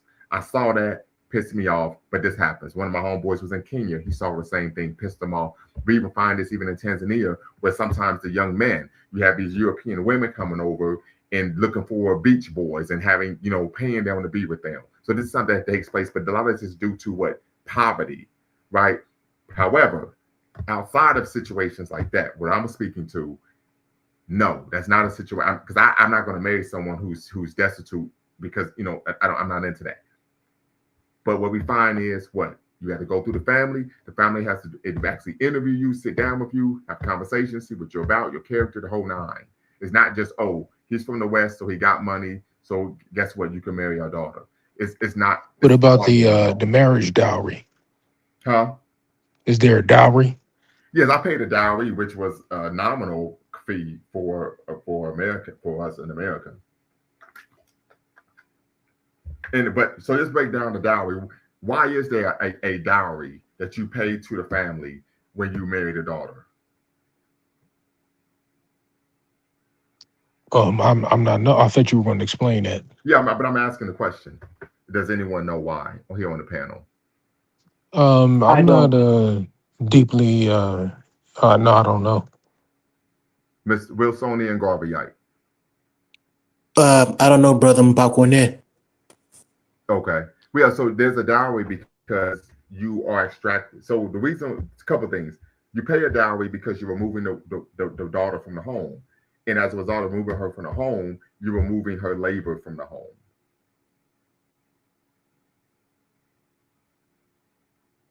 Understood. That's Mhm. why. Okay. Yeah. Yeah, yeah, that makes sense. Yep. But like I said, these are the options brothers have. And they realize we have options now. We do not have to put up with this untoward behavior. I don't have to sit down and try to be a therapist to you because you're 37 years old and you act like you're 13. Right? I don't have to deal with this. And we shouldn't deal with it. Right? We have the right to walk away and seek love and relationships somewhere else. And I implore all people, men, women, you don't have to put up with nonsense. You don't have to put up with dysfunctionalism. You do not have to accept disrespect.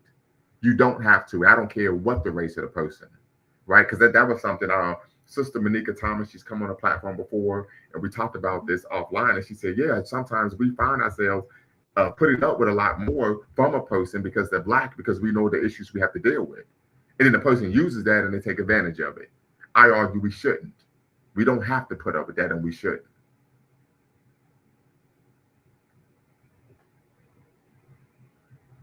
And I would just say that I think I'll just take it by case basis, depending on the determination of the value of that person long term. Okay. Yeah. Yeah. But yeah, I definitely would say, just from my experience dating African women, that it tends not to be financial. Yeah, I mean, there are some. I mean, you gonna have people who are gold diggers everywhere, right? But culturally speaking, it's not a spend that type culture. It's not a, what I'm saying, you ain't got no money and you can't get the job done yet. They are raised like Vasoni and Garvey. I said, and we even find this with our West Indian sisters. Shout out to our sisters in the Caribbean. They are raised to be wives. In those societies, what is preeminent to them is being a wife. All right, great, I have a business, I'm professional, I could be a congresswoman, whatever. But what's preeminent is family, right? That's the most important institution. That's still a value that we find in traditional African societies, even in Caribbean.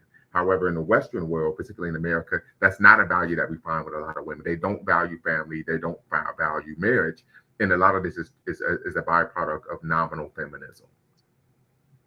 In One fact, thing that real quick, I sent a clip to my wife with some black woman. She's on some reality show. I don't know who she was. I don't know what the show was, but she was on The View.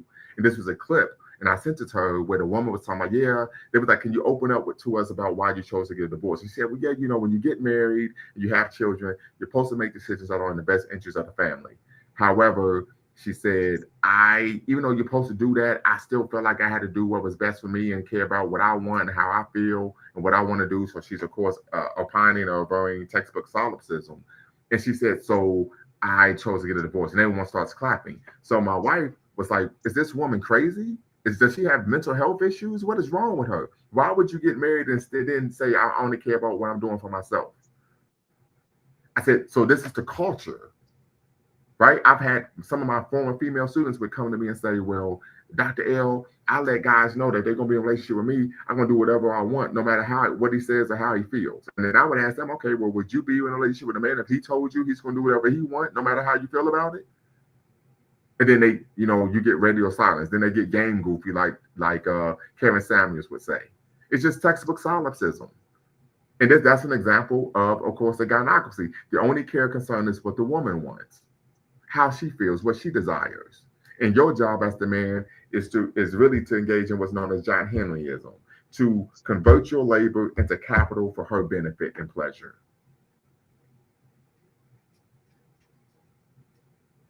Yeah, that sounds like an immature woman that doesn't know what she want to do in life. Well, but most women nowadays think that way. It was irrespective of age. Literally, because this is something that's been going on for the past 40 to 50 years, where women have been groomed to see themselves in relationships this way.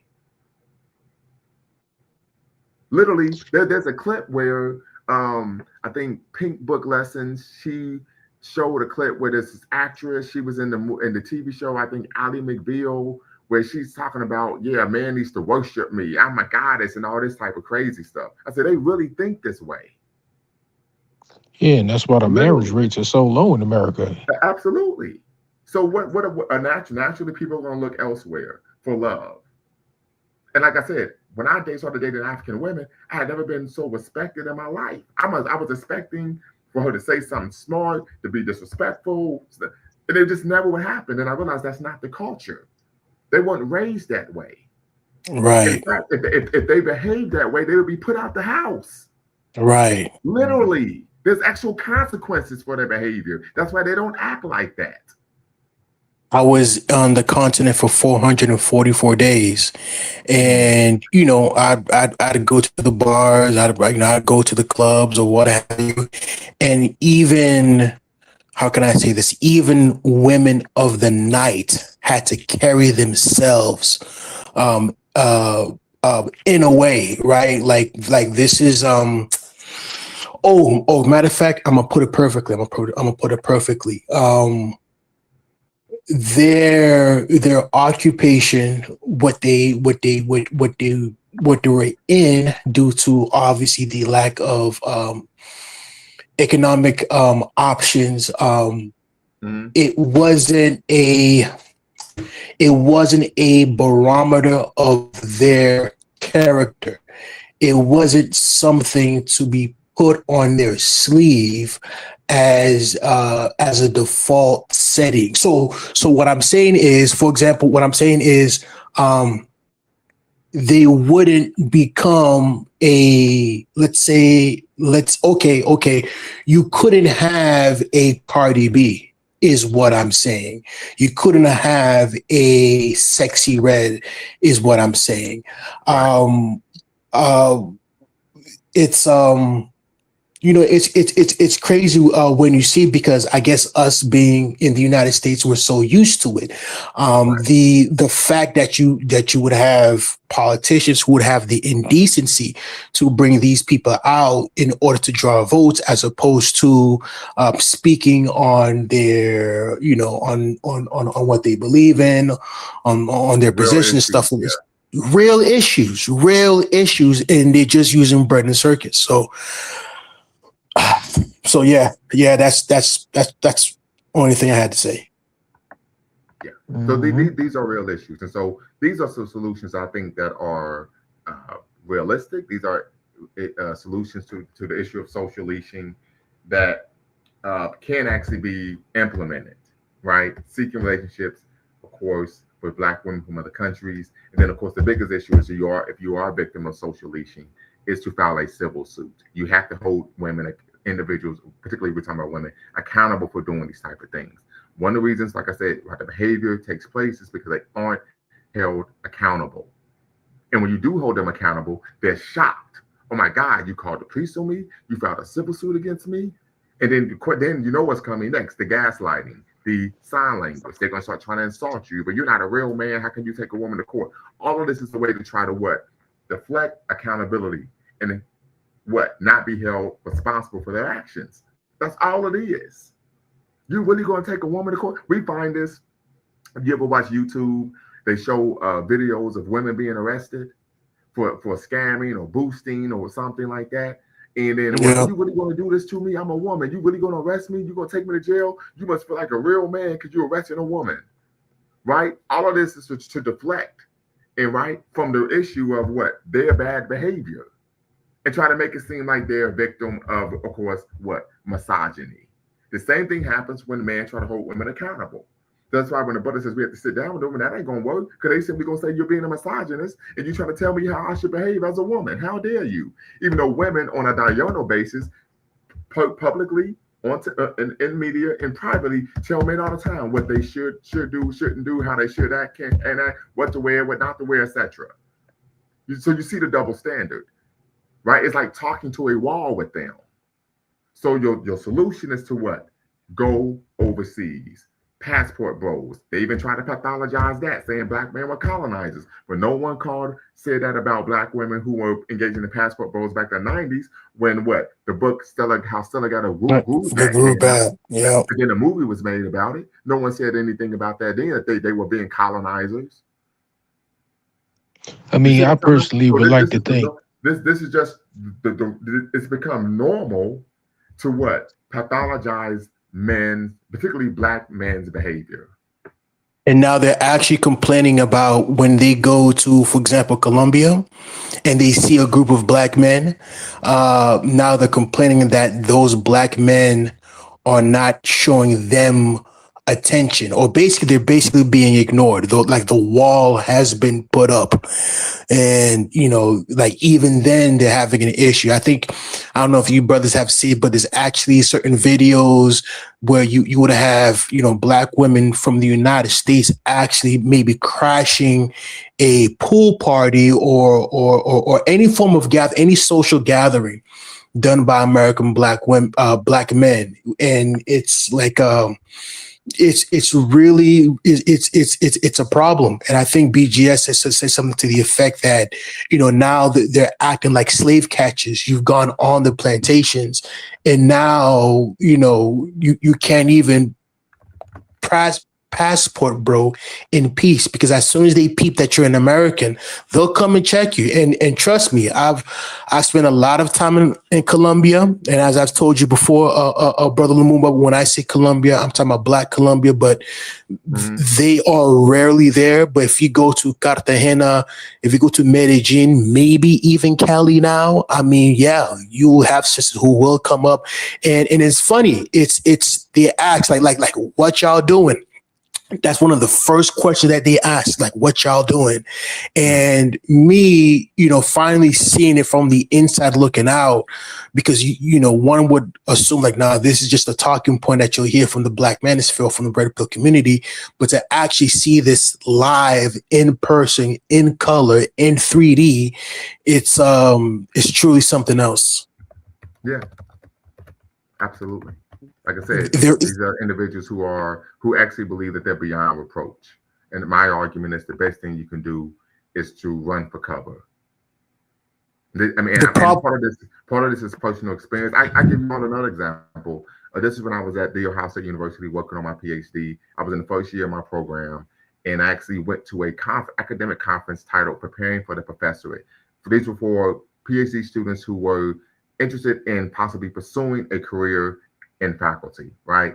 So I go to the conference, and of course, I'm at a PWI, so I'm just happy to see another Black person. There's a young lady there, and I just go up to her, "Hey, sister, how you doing?" Because I'm just happy to see another Black person. She starts going in talking about, "Oh, don't talk to me. You're a Black man. You have Black male privilege." Da da da da da da. I'm like, first off, I don't even know you, and you're attacking me. This says something about your behavior and your character or lack thereof. So a Black female history professor came over and said, "Listen, you don't even know this young man. And if he does have a family, which I presume he does, whatever privilege he has will benefit his wife and children. So why are you attacking him?" Like I said, they're so far gone that you can't work with them. You have to go somewhere else. Some people are simply beyond reproach, literally. and this is why it more exists. MGTOW, SYSBM. This is why Kevin Samuels was so received in the community. Yes, This is not just something, it's not, it wasn't something that's done online to simply pass the time. It's something that was actually right. resonated with a lot Yes. of A Black lot of men. men, because this is their experiences. where they were dealing with women. Like, for example, now I give you all another example. I know I keep providing these anecdotes. Um, there's a brother I'm cool with from Somalia. He is a Pan African organizer extraordinaire. He's from Somalia. He lives in, of course, Minneapolis. Shout out to the Twin Cities, land of 10,000 lakes, Minnesota. And when we first connected, probably about 5 years ago, I was telling him these type of stories, and he said, "Brother, you just meeting the wrong women." I said, "Okay, keep living, young buck, keep living. You're my young bull, keep living, keep living." 5 years has passed, and he was like, "Yo, you were right."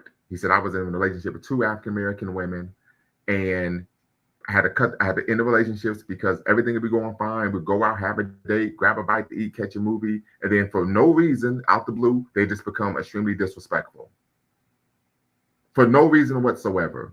And then when you address the issue, it's the gaslighting. "Oh, you're acting like a woman. If you were a man, what you complaining for?" I said, "I told you, this is normal behavior now. The dysfunctionalism has become, it's normal." I give you an example. NNGGGGG, tap in, triple N, triple G, tap in, be part of the conversation. Links in the description, link is in the chat. And he realized, yo, you were right. I said, because when you actually look at how matriarchal households are ran, they tend to be extremely dysfunctional. The manner of communicating tends to be dysfunctional. If I've seen this with Black American women, African American women, they tend to have drag out arguments and fights with each other, with their friends, female friends. My best friend and I have been best friends since 1988. That is what? 37, 38 years. Yeah, 38 years. And we've never had an argument. Why? Because the basis of our relationship is rooted in respect. Now, we've had disagreements, but we've never had an argument. We've never damn near come to blows. We never had a period of time where I'm not talking to this MO. But we tend to find this is par for the course with Black women in their interpersonal relationships. They get into it all the time. They're fighting with each other. They caddy. There was a situation where a woman came on social media and talked about that there was a time when she was bisexual. She actually was in a relationship with a woman. She said, "Man, I realized what men have to go through." She said, "With these women, we're straight crazy.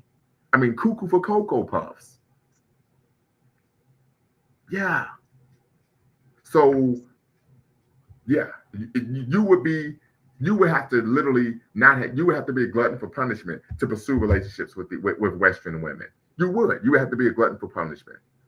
I just moved into this apartment here, and it's been a month, and reflecting, so I haven't had any women, I haven't had any sisters come through here.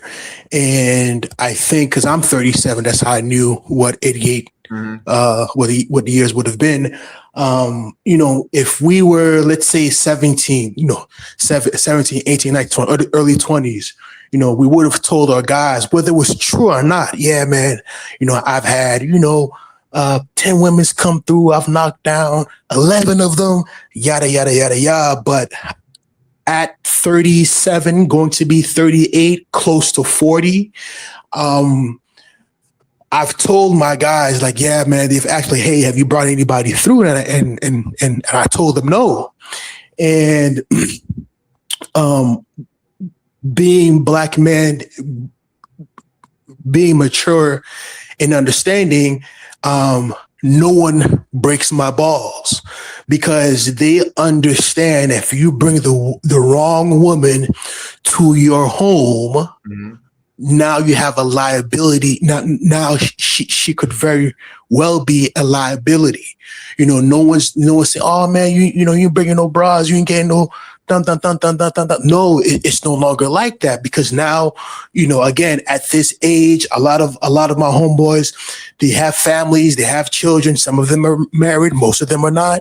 And they understand, like it goes without saying, like, "Hey, you haven't brought a woman to your house, no problem, no issue, because if you bring the wrong sister, again, now you have a problem."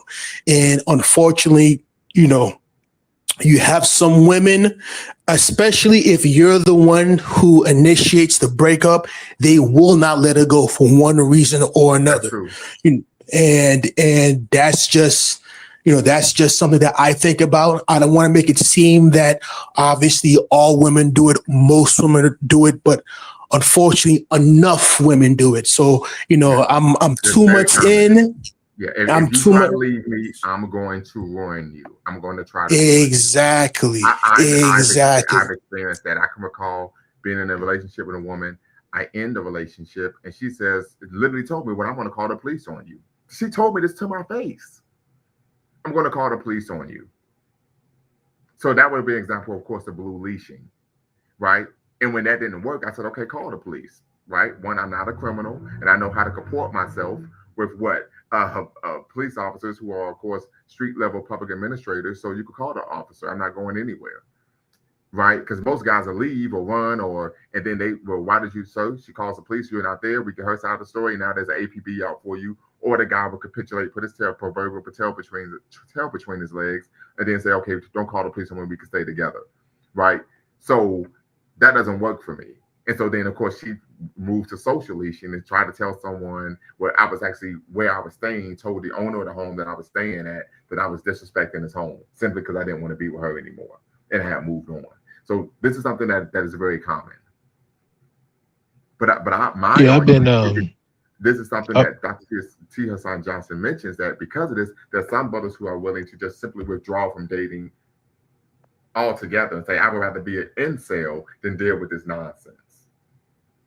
yeah, And here's I've the been thing. married. I've been We married have hold on. 23 Go ahead, years. Sam, man. Yeah, I've been married 23 years. So, you know, I guess I've been out of the game a long time. And I guess that's something that you guys have to deal with. If you're not married and, dealing with choosing the right person, I would just say, in my personal opinion, that, hey, as men, I would like to think that this might even sound a little misogynist, but as men, I would like to think that we have like more important, hills or mountains to climb than to deal with, the wild, immature, irresponsible woman. Well, And we would no, have like something more to work with. we have a lot of issues that we have to address, but this is one of them because it adversely affects our ability to what work in civil society. If someone is calling the police on you because you won't do something that you want, or they're doing this as a flex, that adversely affects your ability to make a living. If Well, how would I hold on mean, real quick. just a quick I, question though. what's up? How did you? How were you not able to identify that was part of her character Well, early in the relationship? I'm glad you mentioned that. So when you choose to get into a relationship, so typically when you say, "Hey, let's be in a relationship," what you're saying is, "I value your company outside of conjugal relations," right? Once you do that, you then have to watch the person and learn who they are and what they're about, right? You get the unfiltered version of the person. When you realize the person behaves in a manner that's unbecoming or untoward, you have to make a decision to what? Unattach yourself from that individual, right? I give an example of black leashing. We know black leashing is when someone calls on a criminal element to try to check a black man. The brother who played Romeo Santana on the Steve Harvey show, I don't know his God first. bless the dead. Yes, he was in a situation with the brother that was, in uh, um, Oh my the Mighty gooding. Ducks. The Mighty Ducks. They're sitting in the car listening to music. A young lady comes up to the brother that played Romeo Santana on the Steve Harvey show, and she tries to pursue a romantic relationship with him. He says, "I'm not interested. I'm actually attached. I have someone." She goes down the street, tells the homeboys on the block, "Hey, this guy tried to sexually assault me." They go shoot up the car and kill him.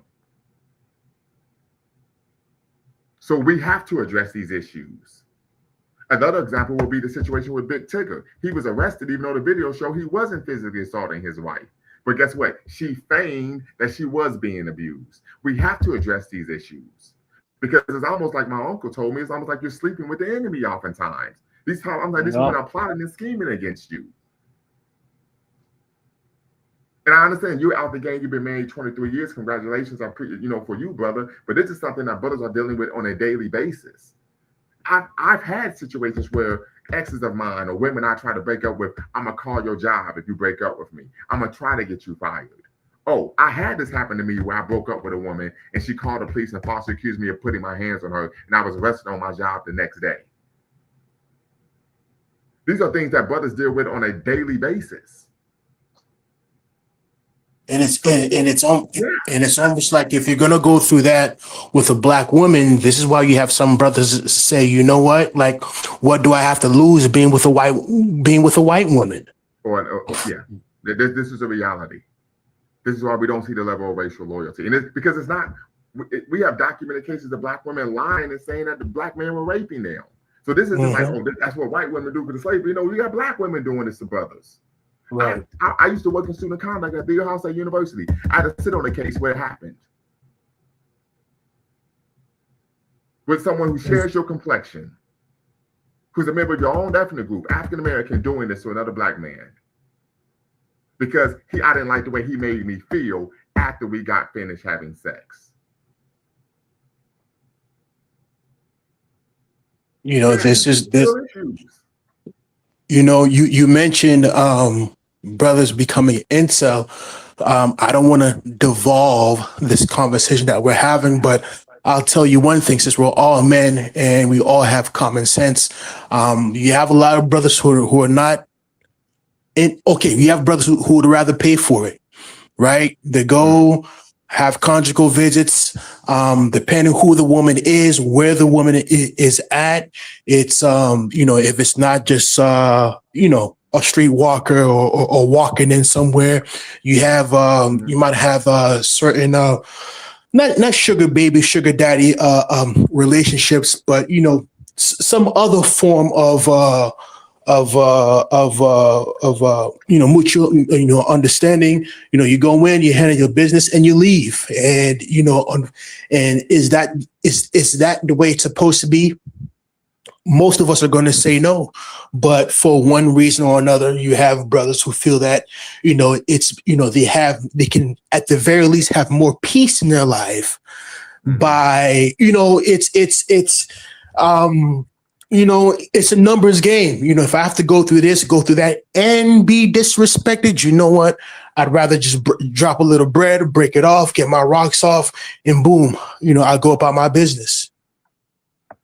Also, you got to keep in Yeah. mind if you And look so, at the yeah, it's something statistical. Dr. Sean talks about, and this is something I actually experienced, so I know what he's saying was true. How a lot of times black women aren't going into relationships. Um, what's the term that that Kevin Samuels always used? In good faith. Like the goal is simply to what, extract something from the guy, and then of Mhm. course dip set. And one of the things he talked about is oftentimes women. He says one of his girlfriends, former girlfriends, told him this. They're all women who were what, they will pursue a relationship because they have an ultimate goal, and sometimes it's just to have a child, and then they would just arbitrarily end the relationship, put the guy on child support, and run off with the baby. This is something that happens very common. This is being done to black men by black women, and this adversely affects the man's financially, right? It Yep. just adversely affects men financially. You right. You actually want to have a family, and then she arbitrarily ends the relationship, runs off with the kid, and now you are unable to play a functional role in the raising, rearing, and protection of the child. Because to protect the child, to be physically present, and protection is not going outside and beating your chest, acting like you're Godzilla, or I'm sorry, King Kong. Is what being what engaging in preventive maintenance, actively preventing problems, right? So there's a lot that entails here that adversely affects black men. But most black men are simply socialized to believe this is just the norm, or we're supposed to just accept it and take it. And you don't have to accept and take it. Yeah, and that's true. And we also have to keep in mind that we have a huge problem in the black community. If you look at the statistics, right, most of the wealthiest people in this country are people who are married or have stayed married to one person for the majority of their life, their adult life. Mm-hmm. And these broken homes is destroying a lot of financial wealth in the black family. So if we can't figure this out, long term, then I think we're going to stay in this quagmire of, Oh, uh, absolutely. you know, uh, And the thing is being that design. This is why underrepresented we when it talk comes about to soft power. financial wealth in this country.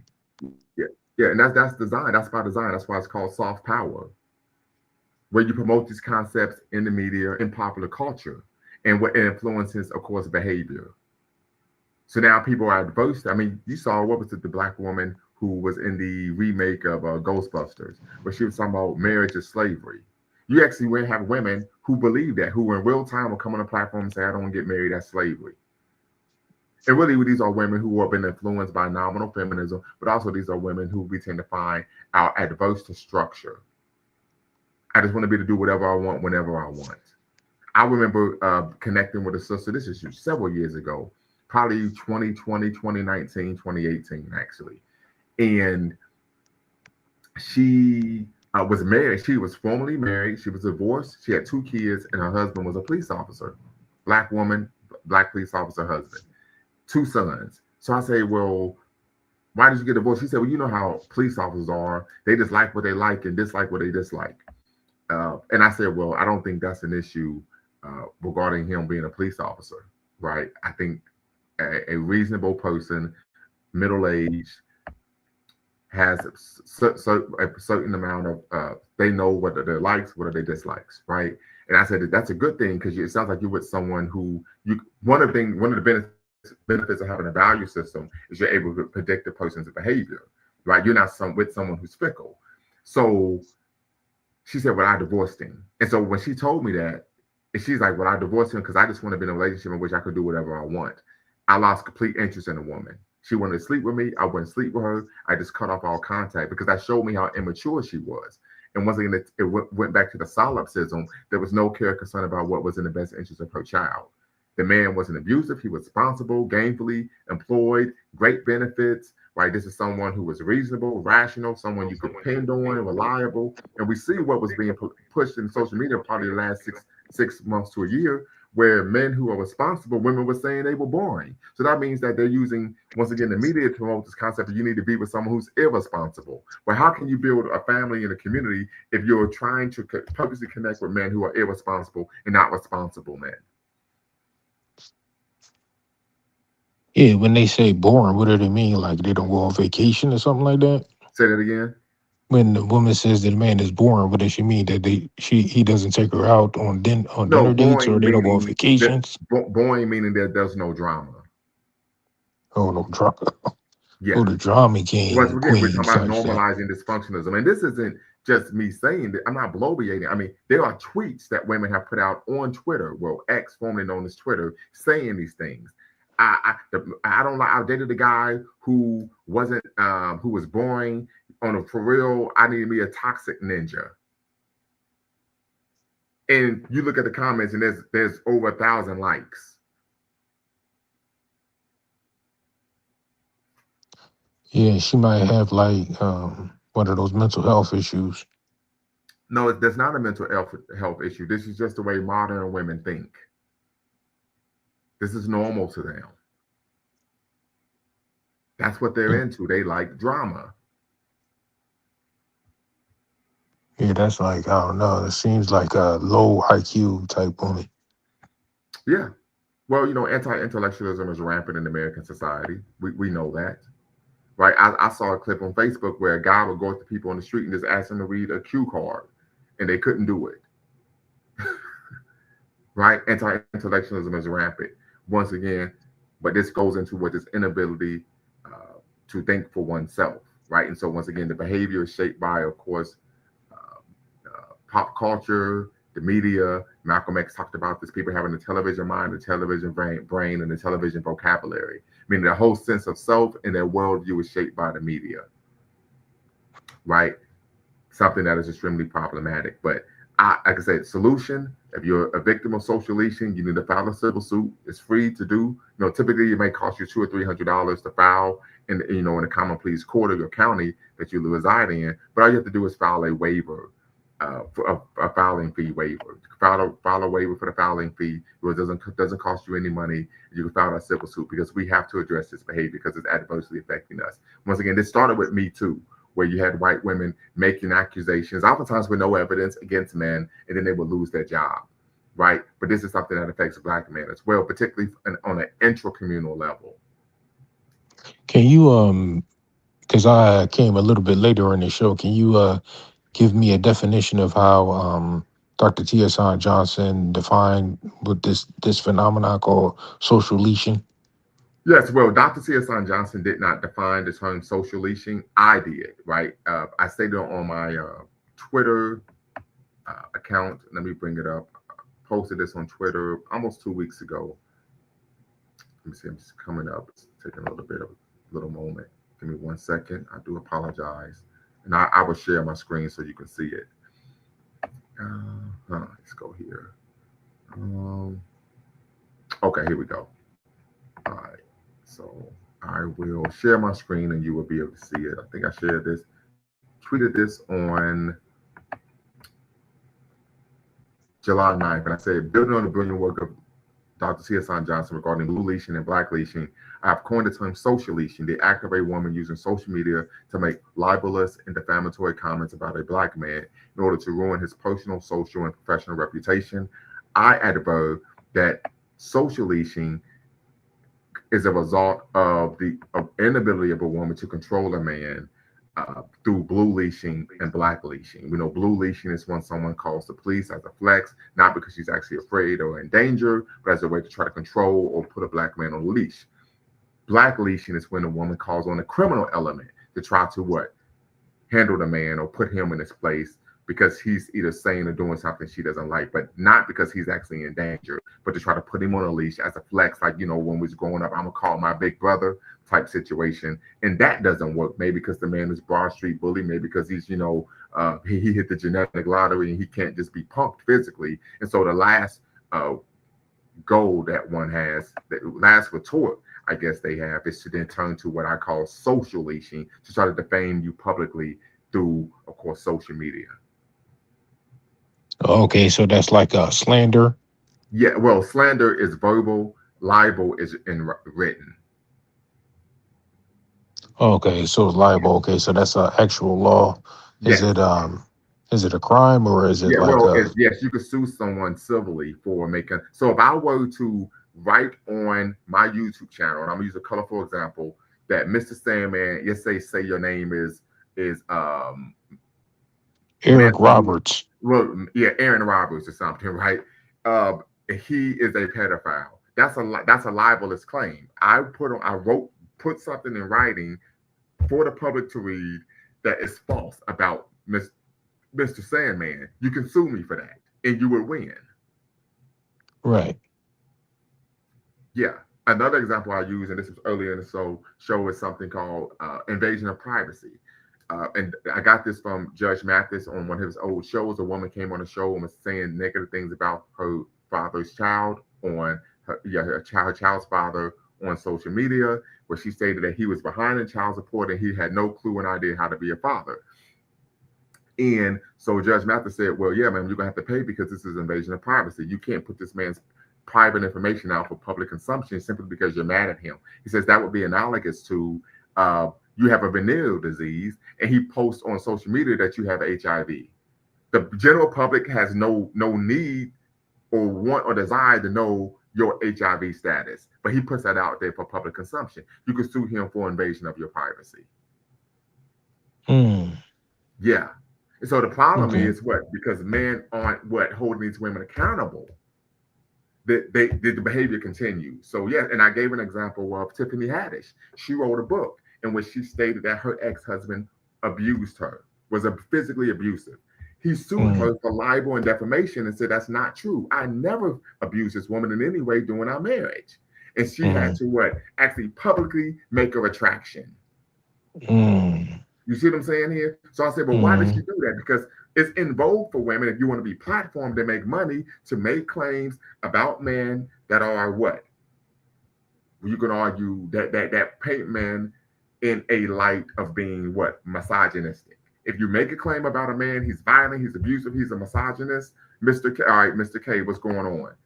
Your platform to typically subsidize to speak on these issues.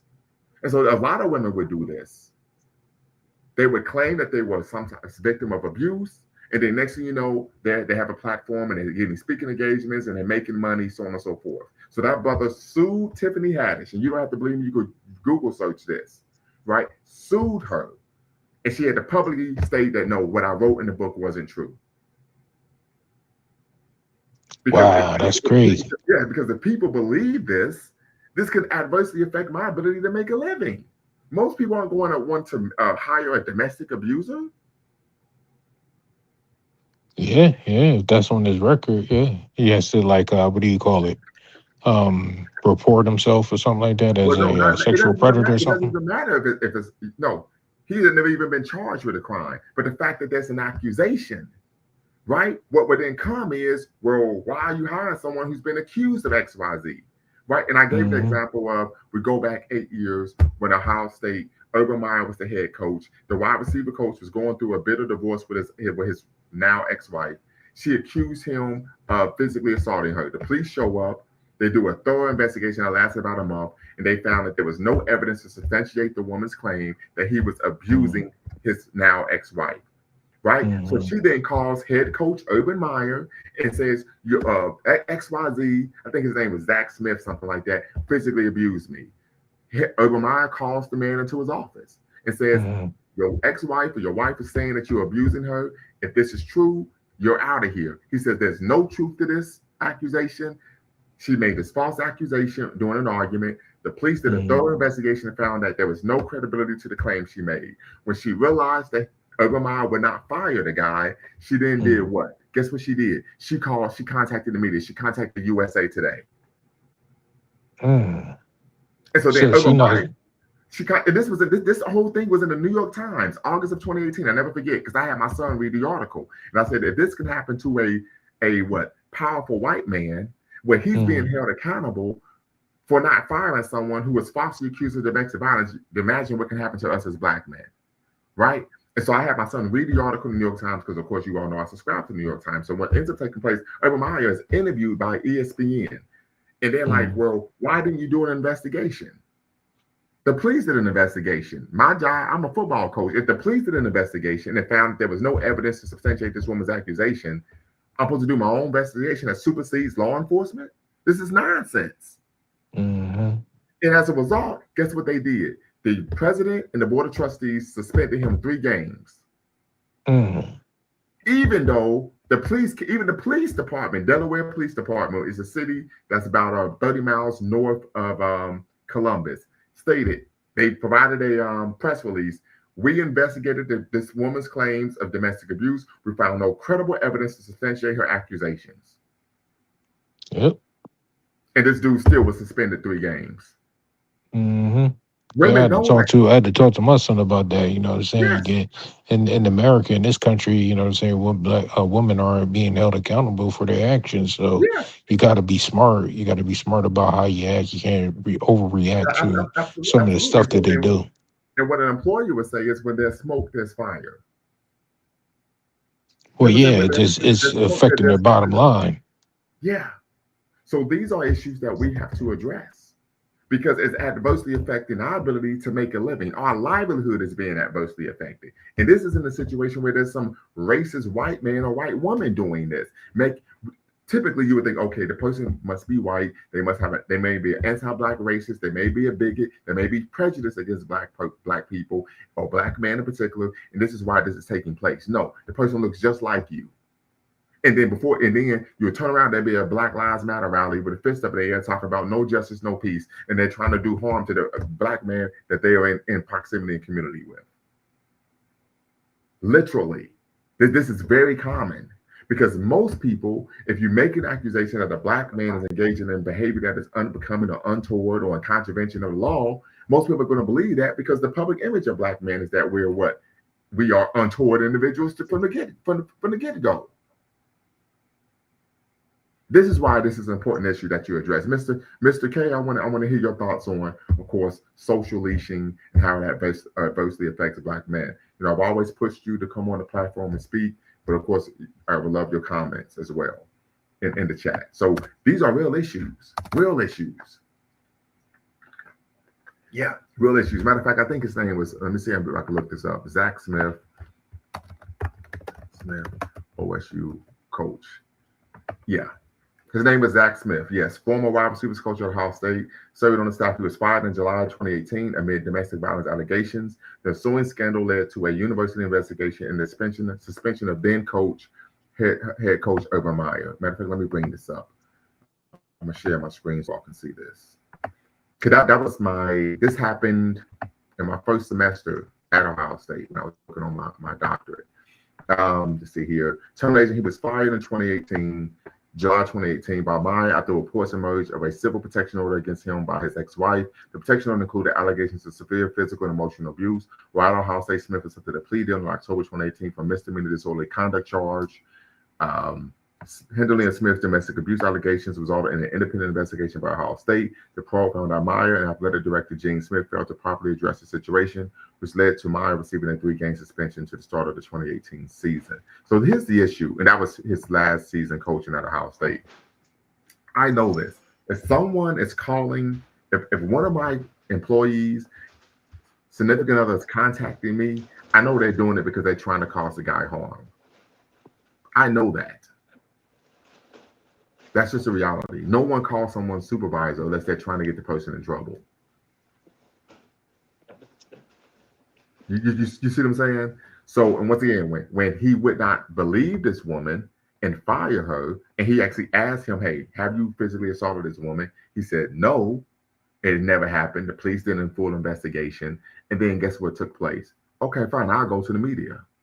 She contacted USA Today and said, I have a story for you. Because he wouldn't file. And I remember one of my mentors, he's 70-something years old now. He says, yeah, this is very common with some women. If we aren't going to be together, I'm going to try to ruin you. That's just the reality.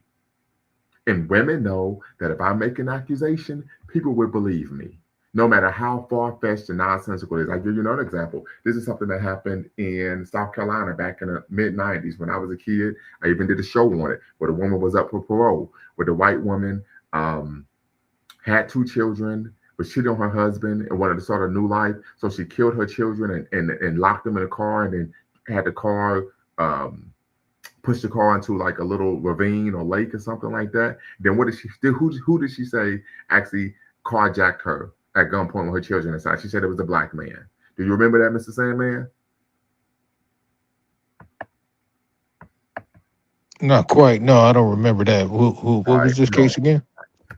I'm about to bring it up. Carolina woman, the 90s, falsely accuses black man of carjacking. Yeah, her name was Susan Smith. All right, I'm gonna bring it up. I did a show on this maybe a couple years ago. Yeah, Susan Smith. Yep. So, yes, after a false report, a nationwide manhunt was launched, and Smith made multiple emotional televised pleas alongside her ex-husband for the return of her boys. However, 9 days after the initial report, Smith confessed to investigators that she had invented the carjacking story to cover up the murders of her children.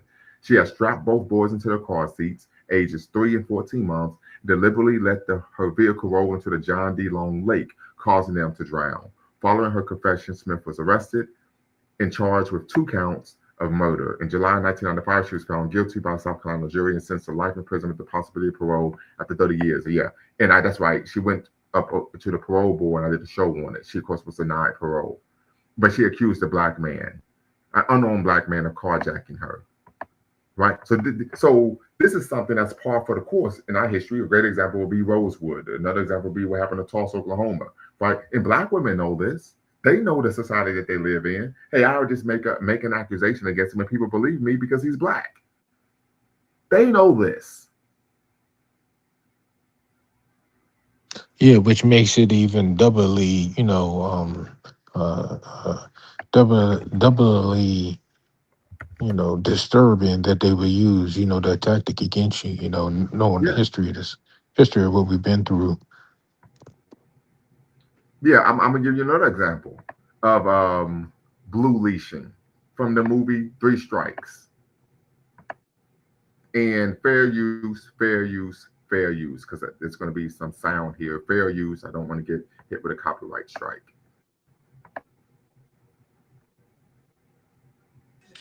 Where have you been? Where have you been? Whoa. Now I'm a grown ass man. I ain't got to be checking in with you. Oh, wait a minute now. You ain't gonna be putting your hand on.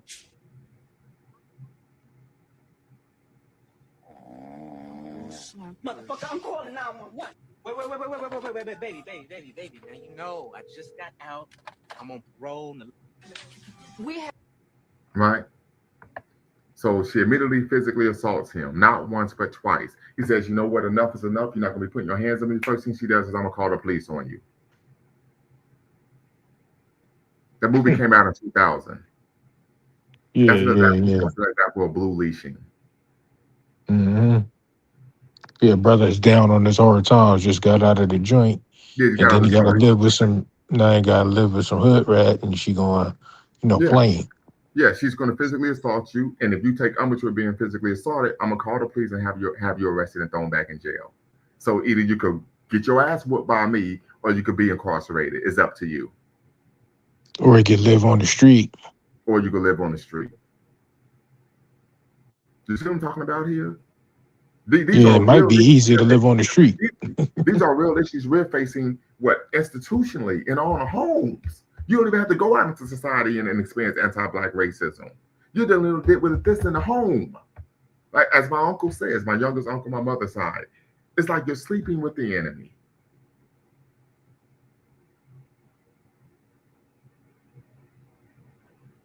Yeah, I've heard that term before.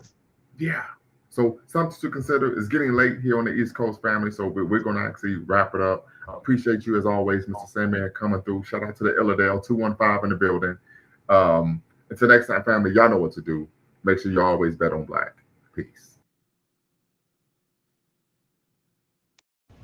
Before you go, make sure you hit the subscribe and like button. Thank you for supporting the channel. And remember, here at Lumumba Speaks, we always bet on black. Peace.